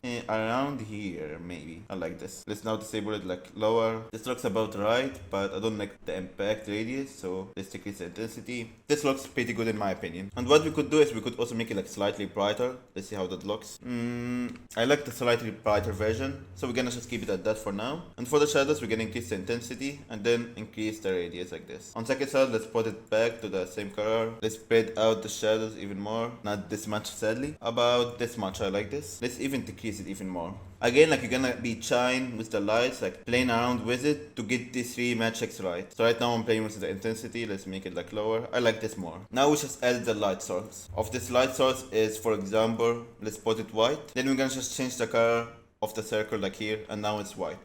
Now this shadow, this circle became a sphere by just using, like, it literally became 3D. It went from a circle to a sphere. And like that we just have done 3D, that simply. So that's how we basically do it. PC edge lighting and you play with the settings of it, the light direction, the intensity, and the radius of the light. And let's do it also for this animation, but for this animation we're gonna do a couple of things also. Like I wasn't supposed to add this light until this model, but I just added it so you're able to see better. But now let's actually like make the light make sense. Let's add the lamp that makes this light visible. To save you time, I'm pretty sure you already know how to do this. It's just a geometry color like this, literally like a triangle, and we make it brighter.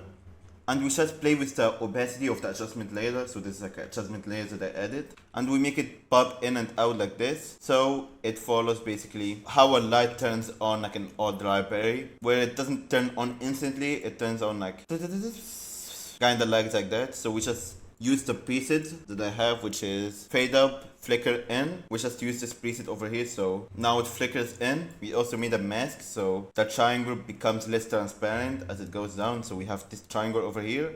If we didn't add this mask, it would look like this. So we added this mask to also make it disappear before it reaches the table. Quite simple stuff. We have put all of this below the sword because the sword is gonna have a separate lighting system. And this is what it looks like. Now, I also want to change the background because the bookshelves right now look too lit up. Usually like when there's light that hits the ground, the walls when they go up, they become darker as you go up because the light is in the ground. It reflects somewhat on the walls, but it also has some kind of vignette effect.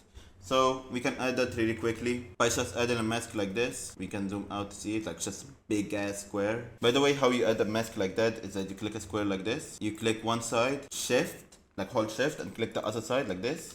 Control shift again and just move them like this. Now we can hold shift to make it like perfectly how you want it. You could make it diagonal, perfectly horizontal, whatever. I make it like horizontal like this. I zoom out again, make it like in the center, even more. I disable this one, click on this one and make it up like this. And bam, you have a huge square. That's how we do it. So anyways, I made this huge mask and then it's just basically decrease the exposure by -4. Quite simple stuff. Right now it looks kind of more cinematic. I like it more. And before like the light begins, you can see like it becomes darker as it goes up because of the mask that we have added. As you see here, like if we remove this mask, then everything just becomes darker. As you see, the whole library just becomes darker in the background. This mask makes only the top half, like as you go up, become darker and darker because we used mask feather. So if we made it like inside like this, it would look like a hard line. But by feathering it in, it looks like a gradient. And now when the light appears, it looks way better. So because we have also done that, then we should add the light like actual flicker in instead of the table as well. The way we do this is that we duplicate the table. The upper one will have the lights that we have added.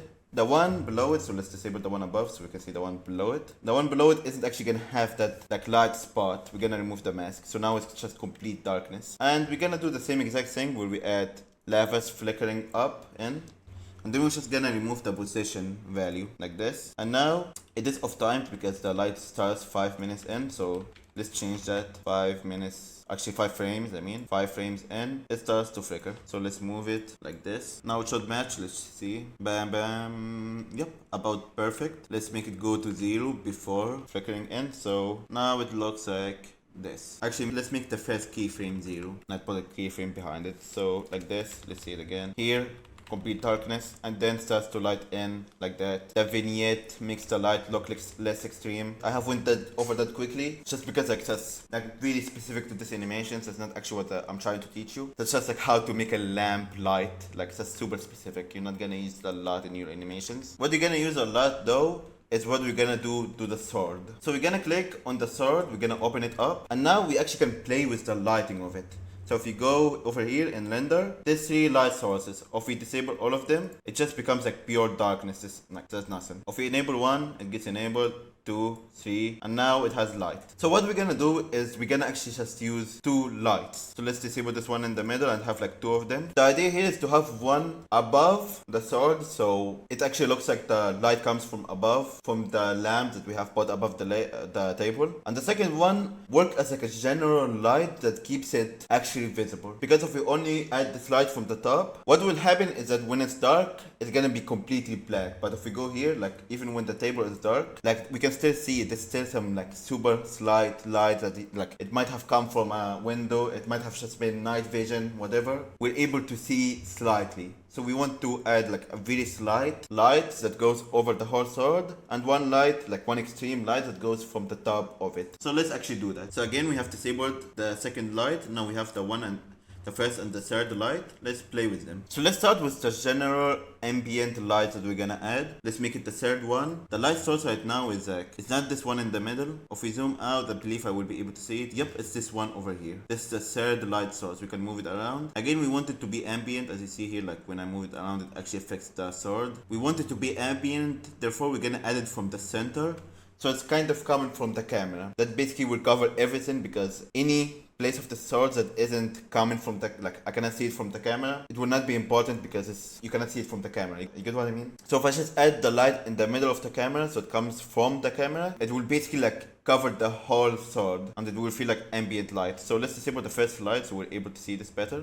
As you see here, if I move this light to over here for example, then this side is lit in, but the front side isn't. But if we move it over here, it is the opposite. So the center is where everything is lit in equally. And we're gonna make the intensity about 30. So something very like, as you see, it's super dark right now. We're gonna still add the light from above. But right now we just want some very slight ambient light, which we have done over here. Now let's turn back the first light over here and let's make it actually come from above. So we're gonna go to build in light over here and we're gonna just move it up like this. We're gonna keep it 100 intensity. Let's move it like back a bit. That's just like a small detail. So as you see here, like right now, like it is basically in front of the sword as well. So it is kind of ambient, but if we move it like backward, we're gonna see where it becomes basically on top of the sword over here. So about over here, it is basically on top of the sword. Now the light looks like it is coming from the top of the sword. Compared to this is what we started with. It looks like it's ambient coming from all directions.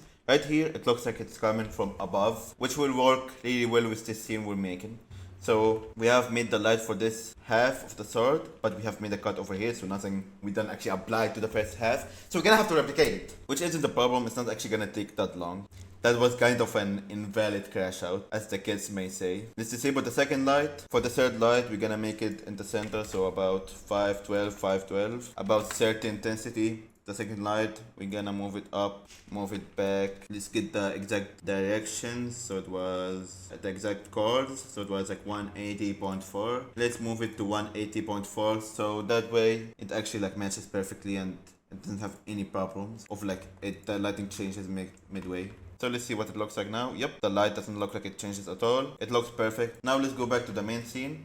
And this is not the only thing we're gonna do. But for now, if you look here, this looks already way better. And we still haven't added the shadow or the PC edge lighting yet. But before doing all of that, we also like need to add the dark version before it actually gets lit up. The way we're gonna do this is quite simple. We're gonna make a nest. We're gonna call this nest, for example, sword animated. By the way, like I already have this project file like completely done with names and color, like labels, everything that when you download it is gonna be quite straightforward. So at the end of this course there's like a download link, but I don't usually like make it that way. Like as you see here, I just make it kind of random when I'm actually editing. But don't worry about like my weird naming, nest, sequence 06, like I have all of that sorted out. In a project file when you download it, it's gonna be super straightforward. But anyways, sword animated, we're gonna add another sword animated and we're gonna make it darker. So let's add a Ramechi color and make it fit with the background. So we decrease the exposure to maybe like -7. Let's disable the one on top. And let's see what -7 looks like. It doesn't actually look anything. Where's -7? What's happening here? It was just lagging. Okay, -7 looks a bit too much. Yeah, I don't like this like that much. Let's make it -5.5. This looks better. And as the light turns on, we're gonna have to do like the same thing we have done for these two, which we can just copy paste. We can copy paste like the opacity keyframes over here. So let's do that, paste it over here. And now as the light turns on, the lit version becomes like more and more there, like the opacity of it increases. So it hides the darkened version. So that's how I do it, like in a pretty simple way that doesn't take time. Like this. Now it gets lit up perfectly and then comes up like this. Like already we have a very 3D, almost complete looking animation by adding, and there's still a lot of details that we're gonna add to make it even better. The first is that we're gonna get this lit version of the sword, and the second we're gonna add just like PC edge lighting to it. Very simple stuff like direction, yep, 0, because it's coming exactly from above. Actually, let's add it inside of the sword animated because I feel like it will be easier to use in the future. So here, quite basic, added the basic BC edge lighting, direction directly from above, intensity very low, whatever very low because the sequence is smaller, and the shadows are actually quite like apparent of its stability. You're gonna see the difference. There's like some big shadows over here. They just give it like a more of a 3D look, but mostly I just want these like small shine, some more like glare at the top of the sword.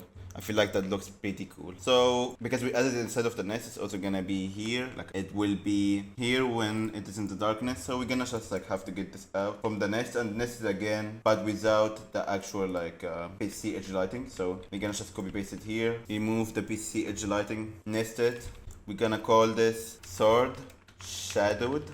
So like without the light, and we're gonna just like copy the same things we added, like remove color. It's basically remove color, so we're gonna just copy paste it over here and put it over here. So now it looks like there's no light over here, and when it gets shined, there's also like the glare at the top, which looks really nice. I really like it, especially when it goes up like this and we zoom out. You're gonna see that it looks really 3D already. Like this is crazy how it automatically went to 3D. Also, you could notice how we did in the third model where we added blur. You could notice how like right here there's no blur, there's only blur on the edges, but we're focused on the sword. But when the sword pops up like this, it becomes blurry. It has like a really nice effect. Makes this like already look way more 3D. So that's the lighting that we did. We added like the light from above, like this. We added flicker to the light from above, the light on the desk, and the light to the sword. We added BC edge lighting to the sword and also changed the actual light sources inside of the 3D model. So we went here, went inside of the 3D model and made this light over here come from above, so it matches the direction and the intensity. And now all of this combined makes this animation like so much better already. So that's the difference like that lighting makes. Like if we compare this to the start, it looks way more 3D, looks way better just from changing the lighting, which is why again lighting is a must do in all of your animations. Like we said here, you're going to use it in every animation of yours to make it look instantly way better. This is what I meant. It makes all animations look instantly way better. These small details of lighting, this edge light, this light that I added to the camera and the player and the tumbleweed as well. The lights that I added to the dogs over here and the skull over here. The lights that I added to the chest and to the zombie. The lights that I added to basically like every element in this animation. These lights make a huge difference instantly. But that's it for this model. We have done a great job at adding lighting. Next model, we're gonna add a shadow. So we're gonna add a shadow over here below the sword, because that's the other part of lighting. Like it still looks kind of 2D, that there's no shadow coming. Like this light, it goes from up to down, and it doesn't actually cast a shadow. Like what's this? It doesn't make sense. So we're still gonna have to do shadow, but this is it for this video. So see you next model. I don't know a lot about fitness, how to talk to girls, or how you should live your life. But what I do know a lot about is how to make more money as a video editor in a short amount of time. And I just opened up new spots for tier 1 editors, a program where I help you one-to-one with 5 different systems that I've kept secret, land your highest paying client in 90 days. And so it's not a random promise, it's a guarantee. You will land your highest paying client in 90 days, given that you're a video editor on Twitter. This is what I have spent the last 2 years of my life doing, and I know it works. Edo is just an example of that, but I have way more people that I have helped make full-time incomes in such a short amount of time. So if you're a video editor on Twitter and you're unhappy with the clients you have right now, maybe they're not at the niche you want, you're not charging as much as you want, or they're just overall assholes to you, click the link in the description. There's only 14 spots left by the time I'm recording this video. We will go on a free one-to-one strategy call to figure out what's the problem, and if it sounds like a fit, we're gonna set up all 5 systems for you. Welcome to the 6th model, Shadow. So, like last model, you're gonna use shadows in every animation of yours to make it look instantly way better. The goal, just like again lighting, is not to make it too much or too little. Shadows is kind of part of lighting. There's a couple of things that you need to remind. There's a couple of different things that you need to remember, but it's basically like the same upgrade, the same features that you add to your animations. You add the light, and the light reflects shadow. So there are 3 main stuff that you need to focus on while making shadows. If you remember, with light, it was direction, intensity, and color. With shadows, it's direction, distance, and blur. So let's start with the first one, which is quite simple. Direction. If the light is coming from directly above, it will look like this. If it's coming from the side, it will look super long like this. If it comes from this, it will look like this. Quite simple stuff. The main thing that you need to focus on, if it's completely above an object, then no shadow will be cast. So as you see here, this is what the light rays look like, and this is what makes shadows. If it comes from directly above, so let's just draw this real quick. If there's a light source over here and it comes from directly above like this, then there's no shadows that are gonna be cast. It's gonna be completely lit up like this, which is actually the scenario of the animation we're making. The light is gonna come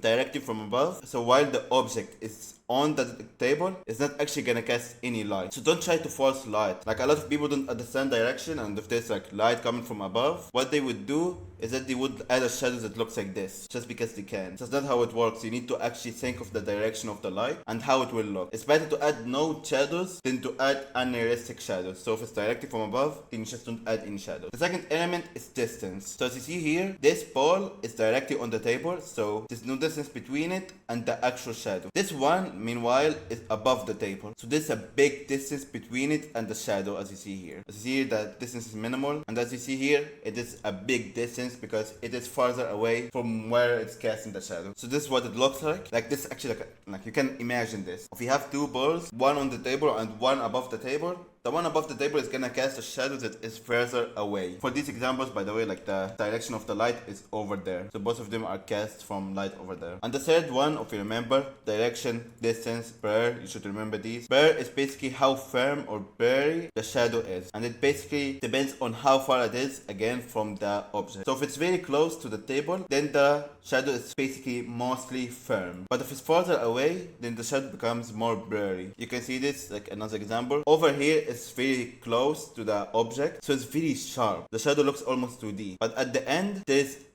here it says, photon's path is long, therefore it becomes more blurry at the top. As you see here, it starts off firm. As the distance increases, it becomes more and more blurry. Here's another example. This person is closer to the ground than the light lamp that is above him. Therefore, the light lamp is more blurry than he is. As you see here, he's firmer than the light lamp because he's closer to the ground. The reason for this, by the way, like if you're wondering, it's not complicated, but they should like explain it. Usually, like if we take this only with firm shadows, then the shadow would end from here to here because that's where the bulb blocks the actual light. But there's also light coming from this point to over there, which is like way less, like it's very light. And same thing from here to there. So there's like this extra distance, which becomes like the blurry distance where it goes from firm to blurry until it becomes no shadow. If this ball is very close to the actual like wall over here, so if we draw like a ball that is this close, then the distance would be like very minimal. If we draw it like this, it would look something like this compared to like this. Now the distance is way smaller, as you see here, compared to this. Because it's further away, the distance between the end of the shadow and where like the light is completely blocked like becomes bigger and bigger the farther away it is from the actual like wall or whatever that is reflecting the shadow. I hope that makes sense. It's like you can see the drawing. It's not actually important why it happens. It is just important that it happens. The further away the shadow is, the more blurry it becomes. So I have some examples here, but honestly, until quite recently, I wasn't able to add like perfect shadows. So right here, these shadows should have became firmer. They're too blurry. But nonetheless, I want to show them as an example of a shadow because you can see the camera over here and he has a shadow. He puts like lays down and the shadow is still like below him. The tumbleweed over here is a great example of distance because there's no shadow below it because it is like cast away outside of the screen.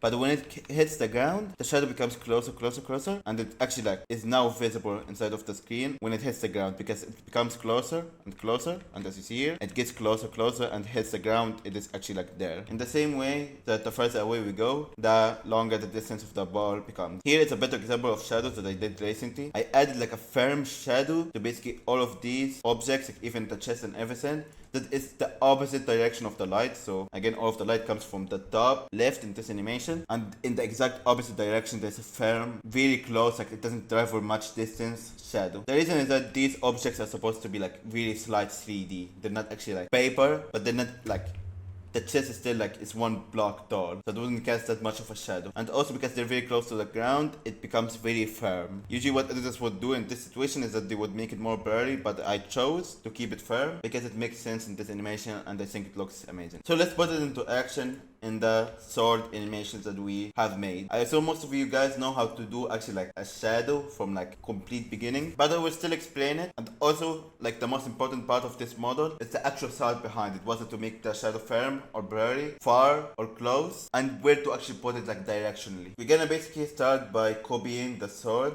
Let's copy the sword shadow. Let's put them both at different colors so they're easier to spot. Make it mango. And this one, the sword shadow, we're gonna actually keep it in here on the table. So let's actually do that right now. Let's actually not even copy the sword shadow. Let's copy the actual animation over here, not even move it. That would be an easier way to do it. So we copy this, we remove all of the movements, so remove and remove. That way it is completely static. Let's make it also like one sequence like this. And yep, it looks about right. We're gonna add this here, and we're gonna make it only follow the movement of the table. So we're gonna just copy paste the movement of the table over here. You remove this, and let's match it to the actual sword right here, and make it end about, I don't think it will matter that much, but let's just make it follow it exactly, so it will move even more. So about over here. So right now, it is kind of a sword like still on the table. Looks about right. And we're gonna do a couple of things to actually like make it look good because it's not a shadow right now. First thing we're gonna do is we're gonna tint it. So we're gonna add a tint to it. We're gonna make it all black, and we're gonna make it transparent like this. About 95 would work. Yeah, something like this. We're gonna add lava blur. Let's add the mid blur like this. And now it looks more like a shadow. And the correct way to actually do this right now is kind of different from the ways that you usually gonna do it. This is a unique example because it is 3D. It is moving in all dimensions, and the light is directly from above. But let me show you how you would do it usually. You would add the blur, tint black, and then basic 3D. With the basic 3D, here's what you're gonna do. You're gonna first remove the shadow, you're gonna make it less transparent, and then you're gonna make it the same curve of like the actual table. So let's move it over here, and also make it directionally correct, so like about over here like this. This looks about right. We can make it even bigger like this, and this is the shadow basically. And as this ball goes up, so let's see where it goes up, the shadow is gonna move further and further away from it. So over here, this is actually not the correct motion. We're gonna use the motion over here, and we're gonna move it to like over there. It's gonna move away like this, and so that's not the only thing we're gonna do. Also, as it moves up, we're gonna make it get more and more blurry like we have covered. So by the end, it gets very blurry. Let's see it now. It gets more and more blurry like this. Looks pretty cool. And yes, that's about it. It just gets more and more blurry. The distance increases, and that's how you basically do shadows for like 99% of your animations. Though for this one it will be kind of different. If we want to make it ideally, then what we would do, I'm not actually gonna do this because it's way over the top, but I'm explaining it so you actually understand it and Premiere is crashing. What we would do is we go inside of the 3D, and instead of transformation over here, actually it should be like built-in camera. Yep, this one. We're gonna basically move the camera downward like this. As you see here, we're gonna just make it exactly from above. So we're gonna make it 90 degrees. If we move over here, we should be able to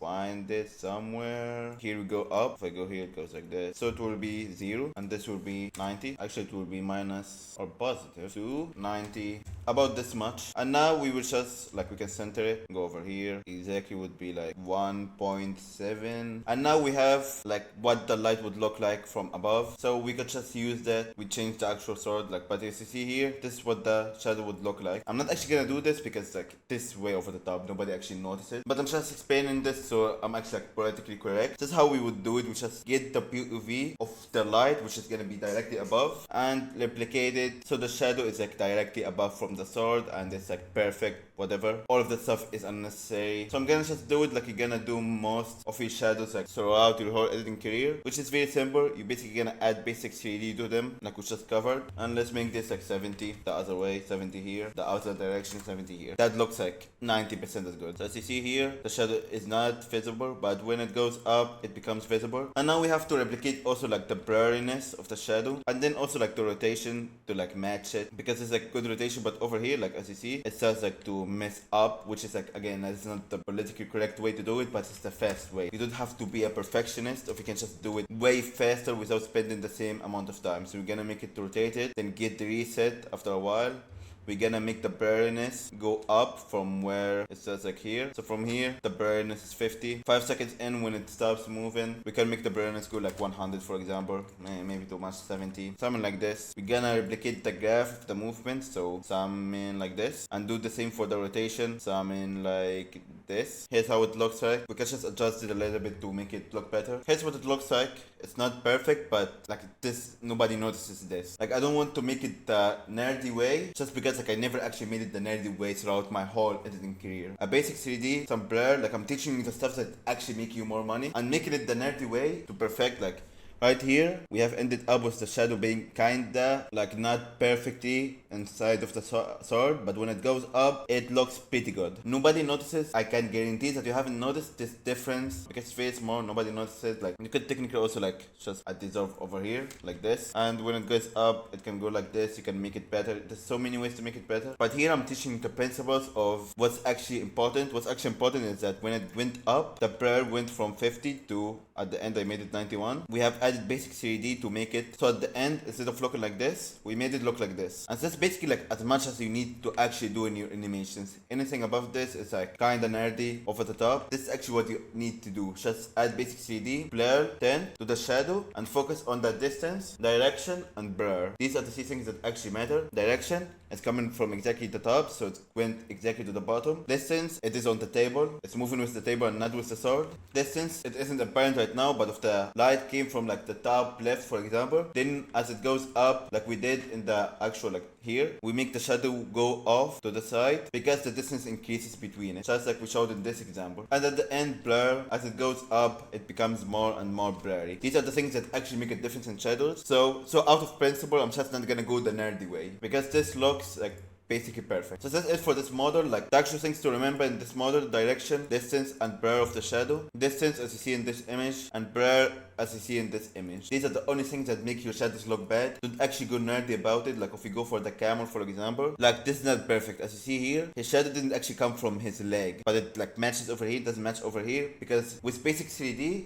it's always gonna be mismatched a little bit. Do not go nerdy because literally no one notices. I tell you to go nerdy, to like go the extra mile about the stuff that matter. This does not matter. The actual stuff that matter in the shadows are direction, distance, and blur. Here's the example we made over here. It goes up, becomes more blurry, becomes more distant, and in the actual animation, again, we added the shadow. It looks like this. So that's it for the shadows model. Again, one last time to recap because it's super important. For the light, you focus on the direction, intensity, and color. For the shadow, you focus on the direction, distance, and blur. And with these combined, you will be able to make a 2D, like literally a circle into an actual sphere that has an actual shadow. Like we made this sword into 3D sword with light, shadow, and it looks like it actually fits the scene. This model was very straightforward. That's it for this video, and good luck.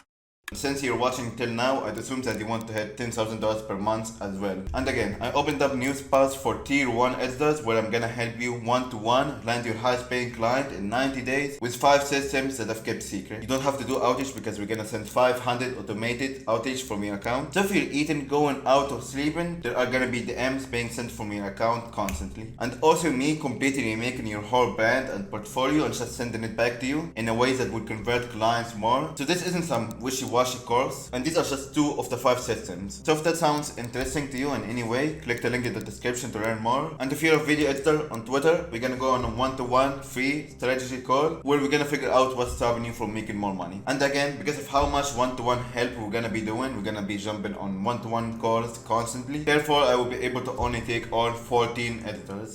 Welcome to the 7th model, overlays. This is like a very small details that I do after finishing animations. It doesn't take any time and adds a lot of depth instantly, which is finding overlay green screens. For example, adding dust or camera gear green screens to the scene after it's done.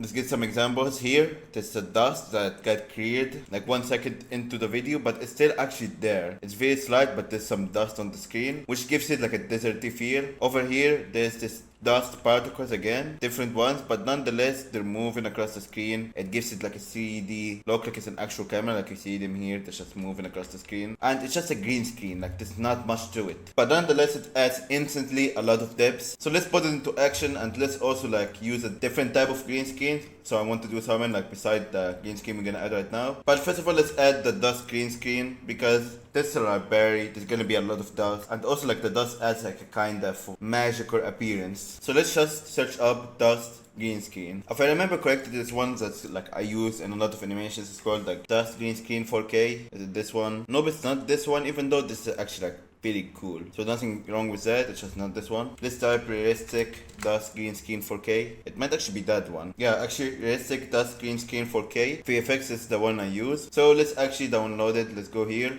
YouTube to MP4. You probably at this point know this already. You just use any of these websites. You click download, you wait for it, and then you download it. So let's download this one. I'm making this model, even though it's like super simple, into a full model just because like it adds so much depth instantly by just adding a green screen of dust of a camera gear. By the way, if you don't know what a camera gear is, it's like this. So let's type camera gear green screen. Wait, I think it's called flare. Am I retarded? Oh yeah, I'm retarded. It's called camera flare. It's basically this stuff like when there's like a bright sun or something that is like directly into the camera, it has like camera flare. So something like this, like super simple, super subtle, like it's hard to notice when you actually like make it a green screen, but it adds so much depth into the scene of this like a strong light source inside of the scene. And here this does green screen, like I don't want to tell you to use it in every one of your animations, but like I still haven't faced even one animation that when I add it, it doesn't improve it. So take that as you will, try it out. Most likely it's gonna improve your animations. So right now it downloaded, so let's type realistic, dust and green. Yep, this is what's gonna look like. We add an Ultra key. Ultra key by the way, not an color key, because Ultra key like is way faster on the PC. So we're gonna select the color, make it like 3 times bigger. And this is what it looks like. Amazing stuff. It is snowing. No, we're not actually gonna make it like that. We're gonna make it super transparent, like even 2%, 1%. Okay, let's try 1%. Yeah, look, 1% now looks way better. You can feel like a magical tone. You can see like these particles in the corners. And also because like I don't like how it looks when it is dark, because usually like a lot of these small details are just like knowing how real life works. It's very hard to see dust without light. These dust particles in the air, they usually appear only under like very intense light. So for example, if the balcony is open, you will be able to see like sun rays coming from the balcony, and inside of these sun rays you will be able to see the actual dust. It needs light to be apparent. So for that reason it feels kind of weird when it's dark and it has dust. So let's just make it follow the same exact opacity pattern, that same exact flickering in patterns that we used in every one of the lights we added. So right now with the light it starts to flicker in, yep, like this. But again, like we want it to be only 1%, so we're gonna keep it 1%, nested, and now just Ctrl V, and now we can see as the light turns on, also does the particles over here. Technically speaking, I should remove the particles in the corners, but I kinda like it. And now it doesn't look weird with the start when there's no light.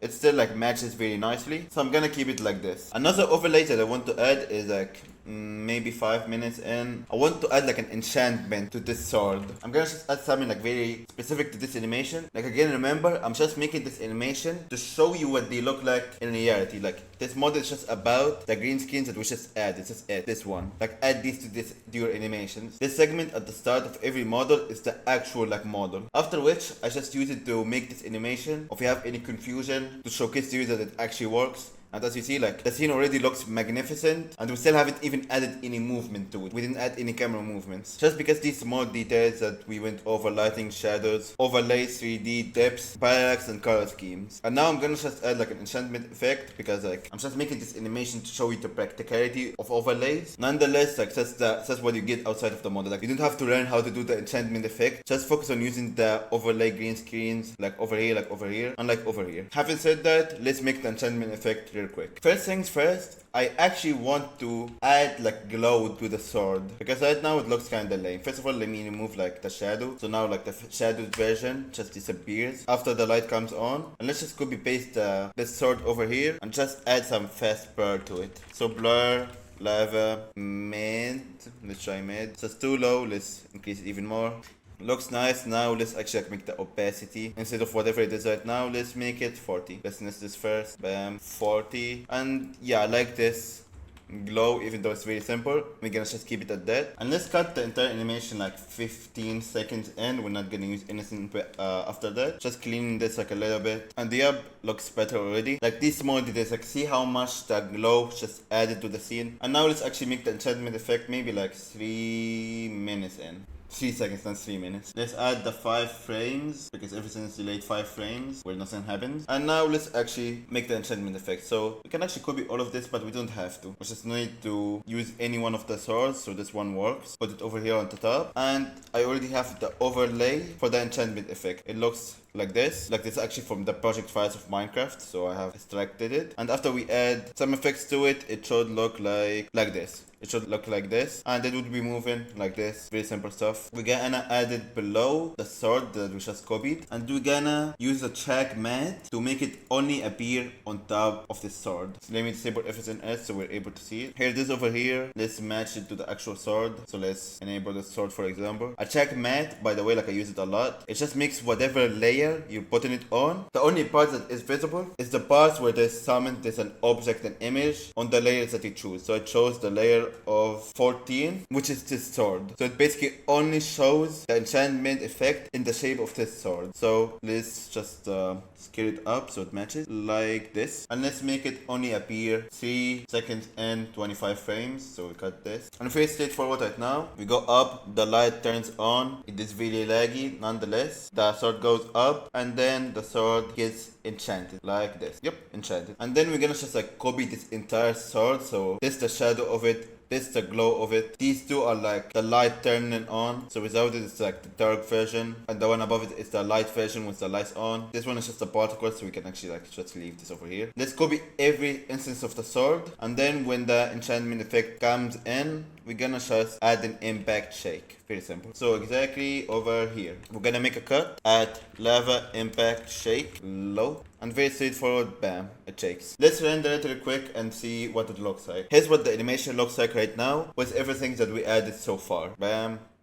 goes up, and then becomes enchanted. The next thing that we're gonna add is basically camera movements to make like add more shakes, handheld shake, zoom in, stuff like that. And then we're gonna lastly just make it transition out, and this animation would be basically done. You can see all of the small details over time just stacking on top of one another to make the animation become from literally like 2 images that look like this. Maybe actually like show them. 2 images that looked like this with no parallax, no depths, no 3D, no lighting, no shadows, no overlays, no color schemes, and it looked like this. So an actual 3D scene fully like super quickly with just adding these small details, make it super quickly turn into a very respectful full 3D fantasy scene. Nonetheless, this is it for this model. About the overlays, you can see the difference that it makes. Just a green screen that takes no time to add. That's it for this video, so see you next model about camera movements. Good luck.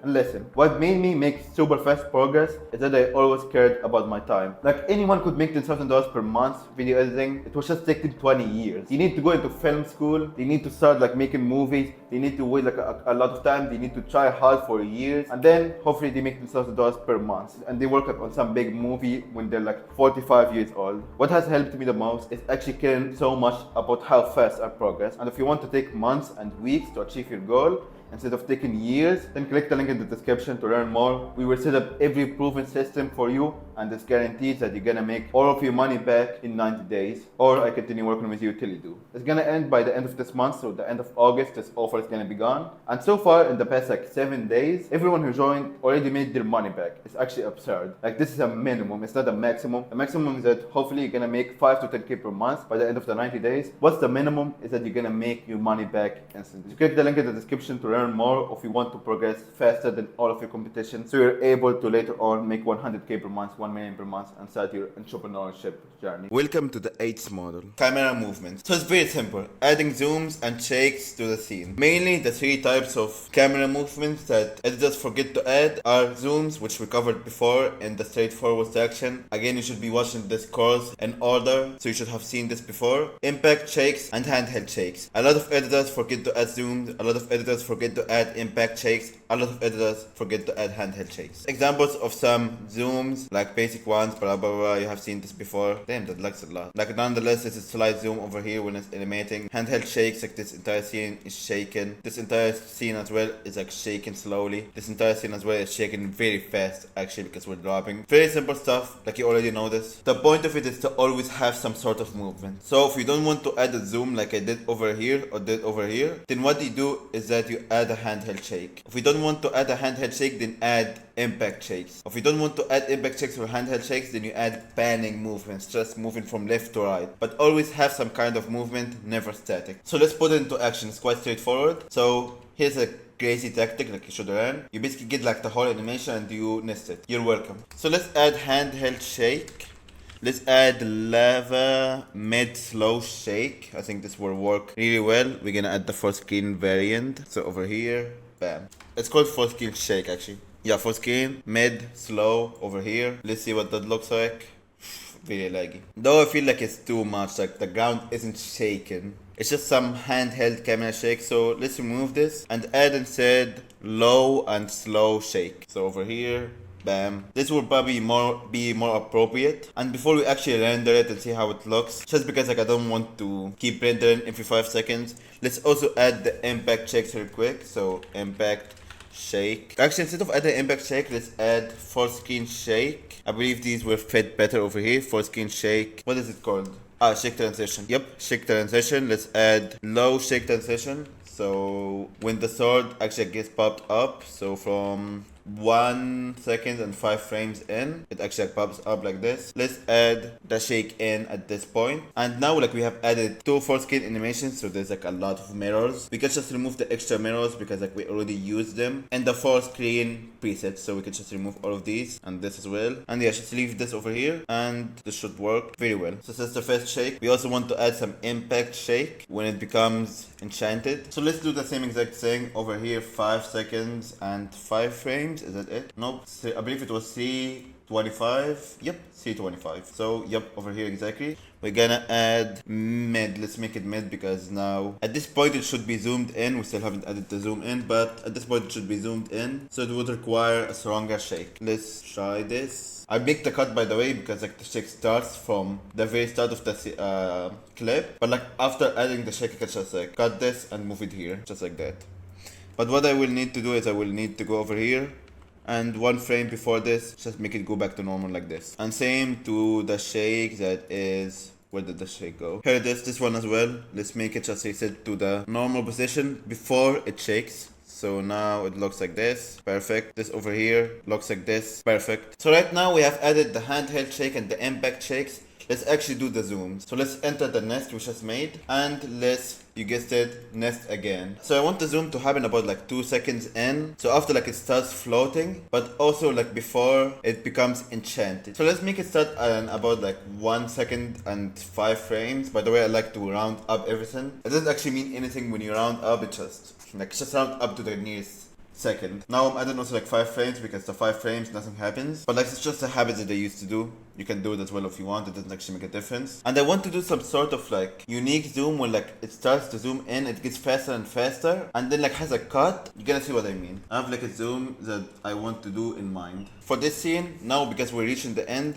we're gonna make it go back to HD, which is gonna be the resolution of the video, and just scale it down to like 50. That would be perfect, I believe. Whoops, that causes some problems with the handheld check and stuff. Always remember, boys, when in doubt, remove everything you've done and paste it again on a nest. And then nest and paste everything that you've done on the nest, and congrats, you have fixed the problem.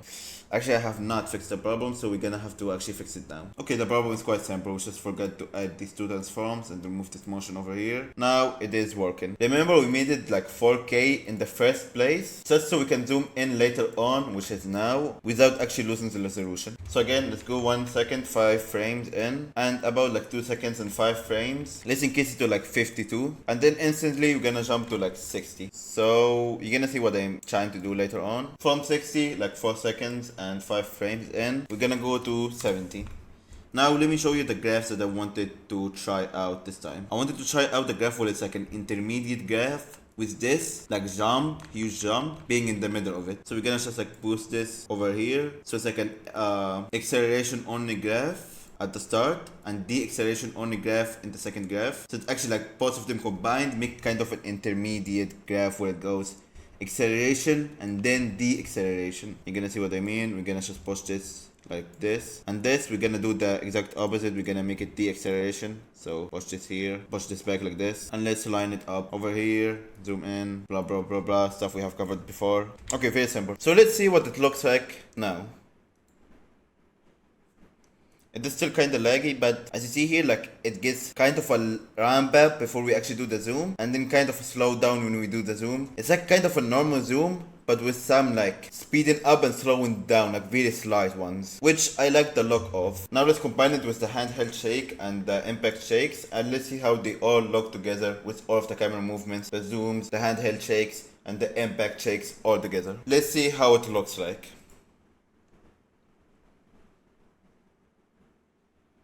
Whoa, this is already like a huge difference, just adding rotates, zooms, impact shakes, and handheld shakes. This is basically a complete animation right now. The last thing we're gonna add is a transition out. But you can see like everything that we have covered in this, and even like don't focus on the fancy calls, like making animation snazzy. The whole editing masterclass, everything that we have covered has led to this animation. We have used all of the tactics here, composition rules, zooms, understanding the purpose of animations and making it fancy. The stuff that we have covered in the snazzy part, like making the color schemes, understanding the shades of the same color, what colors go well together, the parallax effect and the depths to make the like two images look 3D, actually making the 3D animations and changing the lighting on it, adding the glow, adding the shadow, adding overlays that are like super simple. They don't like, all of these stuff don't take any time, and at the end just adding like literally handheld shake, impact shakes, and the zoom in. All took like 5 minutes, and this is what it looks like already. That is just mind blowing. This is what this course only has taught you in this entire program. So let alone the outreach tactics, let alone the client upselling tactics, how to actually like charge higher prices. Just think of how valuable this masterclass has been.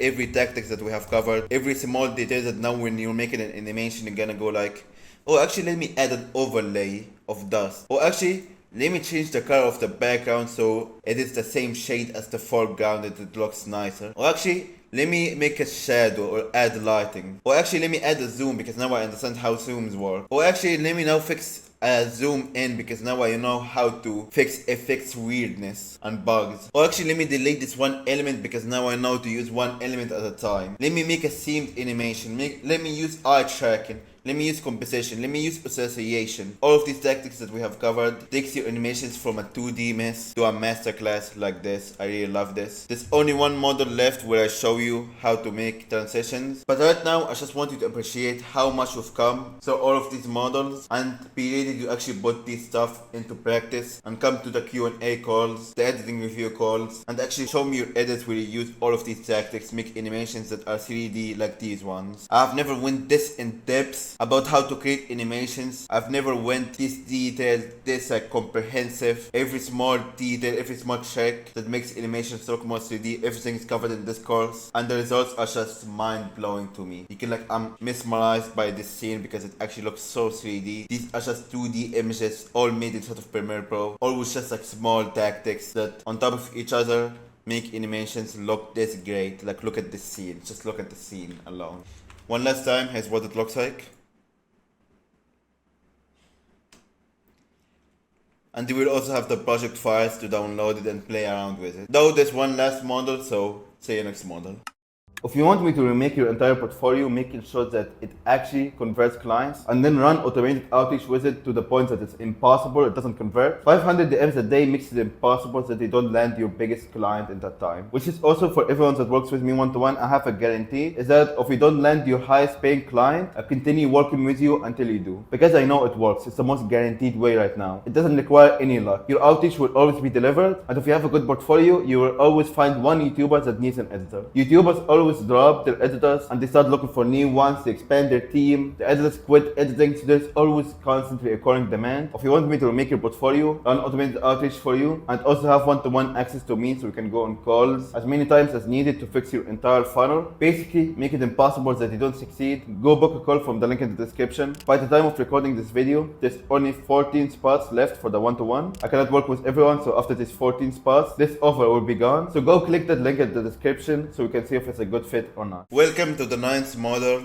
transitions. That's the last model. It's a small detail we're gonna add to the animation and a small principle that you should make in your animation so make it 10x cooler instantly. Which is simply adding custom transitions in and out of animations. So instead of going footage, animation, footage, you add a cool transition between the footage and animation so it looks seamless, like it looks like a part of the video. Which I'm gonna be honest with you, I haven't done this often in my animations, just because I have learned how powerful it is recently. The simplest way to do it is to basically add elements or remove elements one by one. So for example, like you have a background over here, and then you have like the elements, for example, like a red square, something like this. And then instead of going like footage, a better way to do it is to add like a slide in and slide out of the square as it gets in the background. So let me show like what I actually mean. So as the scene goes from like actual footage to an animation, you just add one element before all of the others, before the background and everything. That like such a super simple way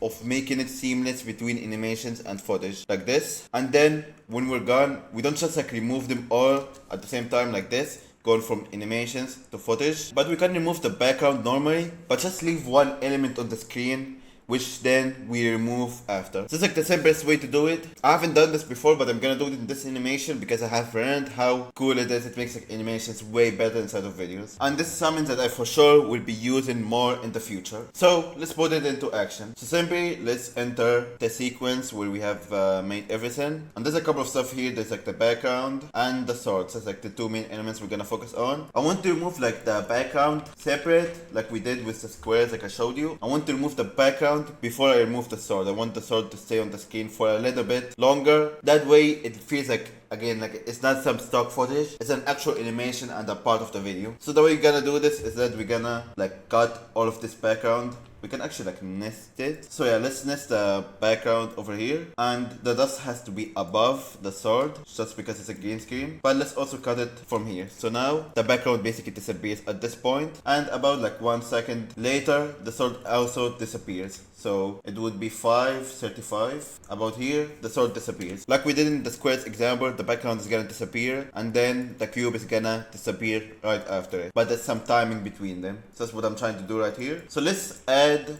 I think like a good way to disappear from this would be like a flicker up, out. And then we're gonna just remove the actual like position fading up motion and only make it like flicker out. So let's copy paste this over here. Now, as you see here, the background just like starts flickering and it disappears. And let's do the same to the sword over here. It disappears as well. Let's remove the position so it doesn't actually fade up, it just flickers out. Looks very straightforward. The animation now is done at 5:35, so let's cut it from there. And let's render how it looks like after the transition, and render how the animation looks like overall after everything that we have done, after choosing color scheme and using the correct shades, after adding the parallax effect, after adding depths by adding blur the further away and the closer that things are out of focus, after adding 3D and actually animating it, after adding the lighting with BCC edge light and also lighting that comes above from the lamp, and also using the light instead of the BCC 3D effect so it looks even more realistic, after adding the green screen overlays, after adding handheld shake, impact shake, and zooms, and now after adding the transitions. I'm really proud of this video editing masterclass because I have literally like gone through everything that goes through my mind, everything that I know, everything that I use to make animations look 3D like that, and I have actually shown them practically. What a lot of editors do when they're making tutorials and stuff, they just talk theory. They just tell you, oh, this is how we do shadows, and then they leave you. We have used every single principle in this course. Not even in the snazzy part only, but also from the basics, from making it straightforward, using eye tracking, composition, association, images over text, zooms, for making it smooth, doing the keyframing correctly, fixing effects weirdness, doing the correct way to zoom using anchor points, and also saving time by automating patterns. We literally just used everything and combined it together into one animation that looks super 3D, looks super fancy. And just going through this entire masterclass, let alone the outreach masterclass where I have the secret messages, the messages that are gonna convert way more, different types of outreaches, like even Loom outreach I haven't even talked about outside of this community just to keep it secret, everything, the client upselling calls, like exactly how to talk to clients in DMs, how to talk to them on calls, when to charge higher, when to drop them, how to drop them, everything on actually like managing client relationships, everything combined in this community, with also the getting clients calls and the editing reviews calls. Everything just perfectly goes together. And now, after going through all of the courses and actually putting them into action, you would have saved yourself years, your friends so much, and you're gonna make way more money. One last time, let's see the animation complete.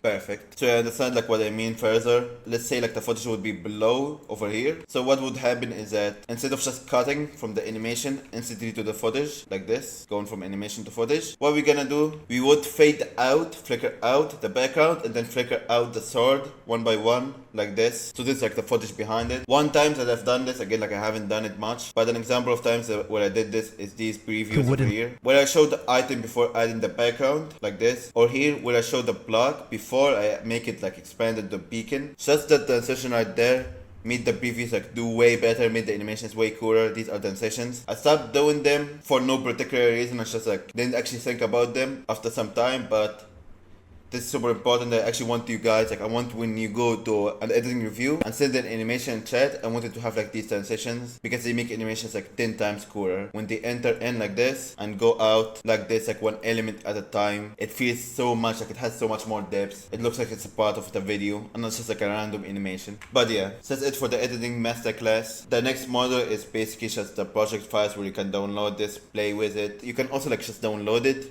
change this sword to like a map of what they're gonna do in this video to whatever, and just use it as a template. Like I don't care. Since you're inside of this community, you have like full access to this animation to use in your own videos. I don't give a fuck. So you can do that. Next model is the project file download. But that's it for this editing masterclass. We have went from zero to making this masterpiece. I love it so much. I get really like passionate about this just because for a really long time editing has been like super confusing for me. I didn't actually like know how to make animations better. Like I could not articulate it because like no one was teaching it in such a straightforward way like this. So I was just like trying stuff around. Like I made the idea of making a custom background popular now by like advising editors make a custom background. It makes it way better, makes it way better. When I was starting out, I just stumbled into like making an entire scene by accident. I was like, what background do I use? I don't want to use a blueprint background, it's just boring. And then I made like my first background that was custom made, which is this one over here. That's the first background that was custom made. And from there and out, I kept again experimenting with different ideas, different stuff, and improved my animations a lot. And now I can make animations like these ones in like the matter of 2 hours using all of the tactics that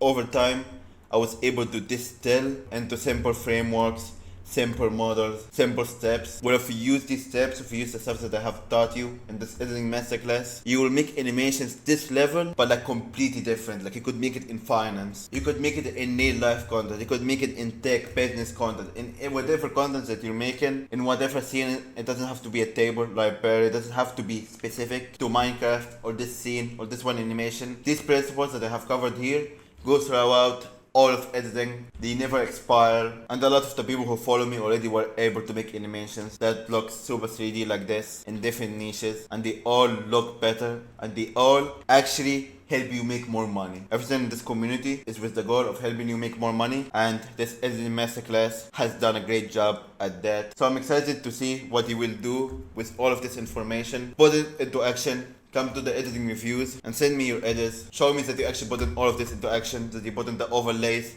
the lighting, the shadows, the parallax effect, the blurriness, everything together. So that's it for the editing masterclass. So see you on the coaching calls. Come to the coaching calls of getting clients and editing reviews. But beside that, until next time, good luck. If you want to move fast and get a skill and the brand is gonna last with you forever, then you're gonna be able to make money at any time by just outreaching a little bit with the portfolios that you already made and land new clients for thousands of dollars per month at any time. Click the link in the description. Again, limited spots, and it's gonna end after August. And whenever it opens up again, it's gonna be more expensive. So click that right now and good luck.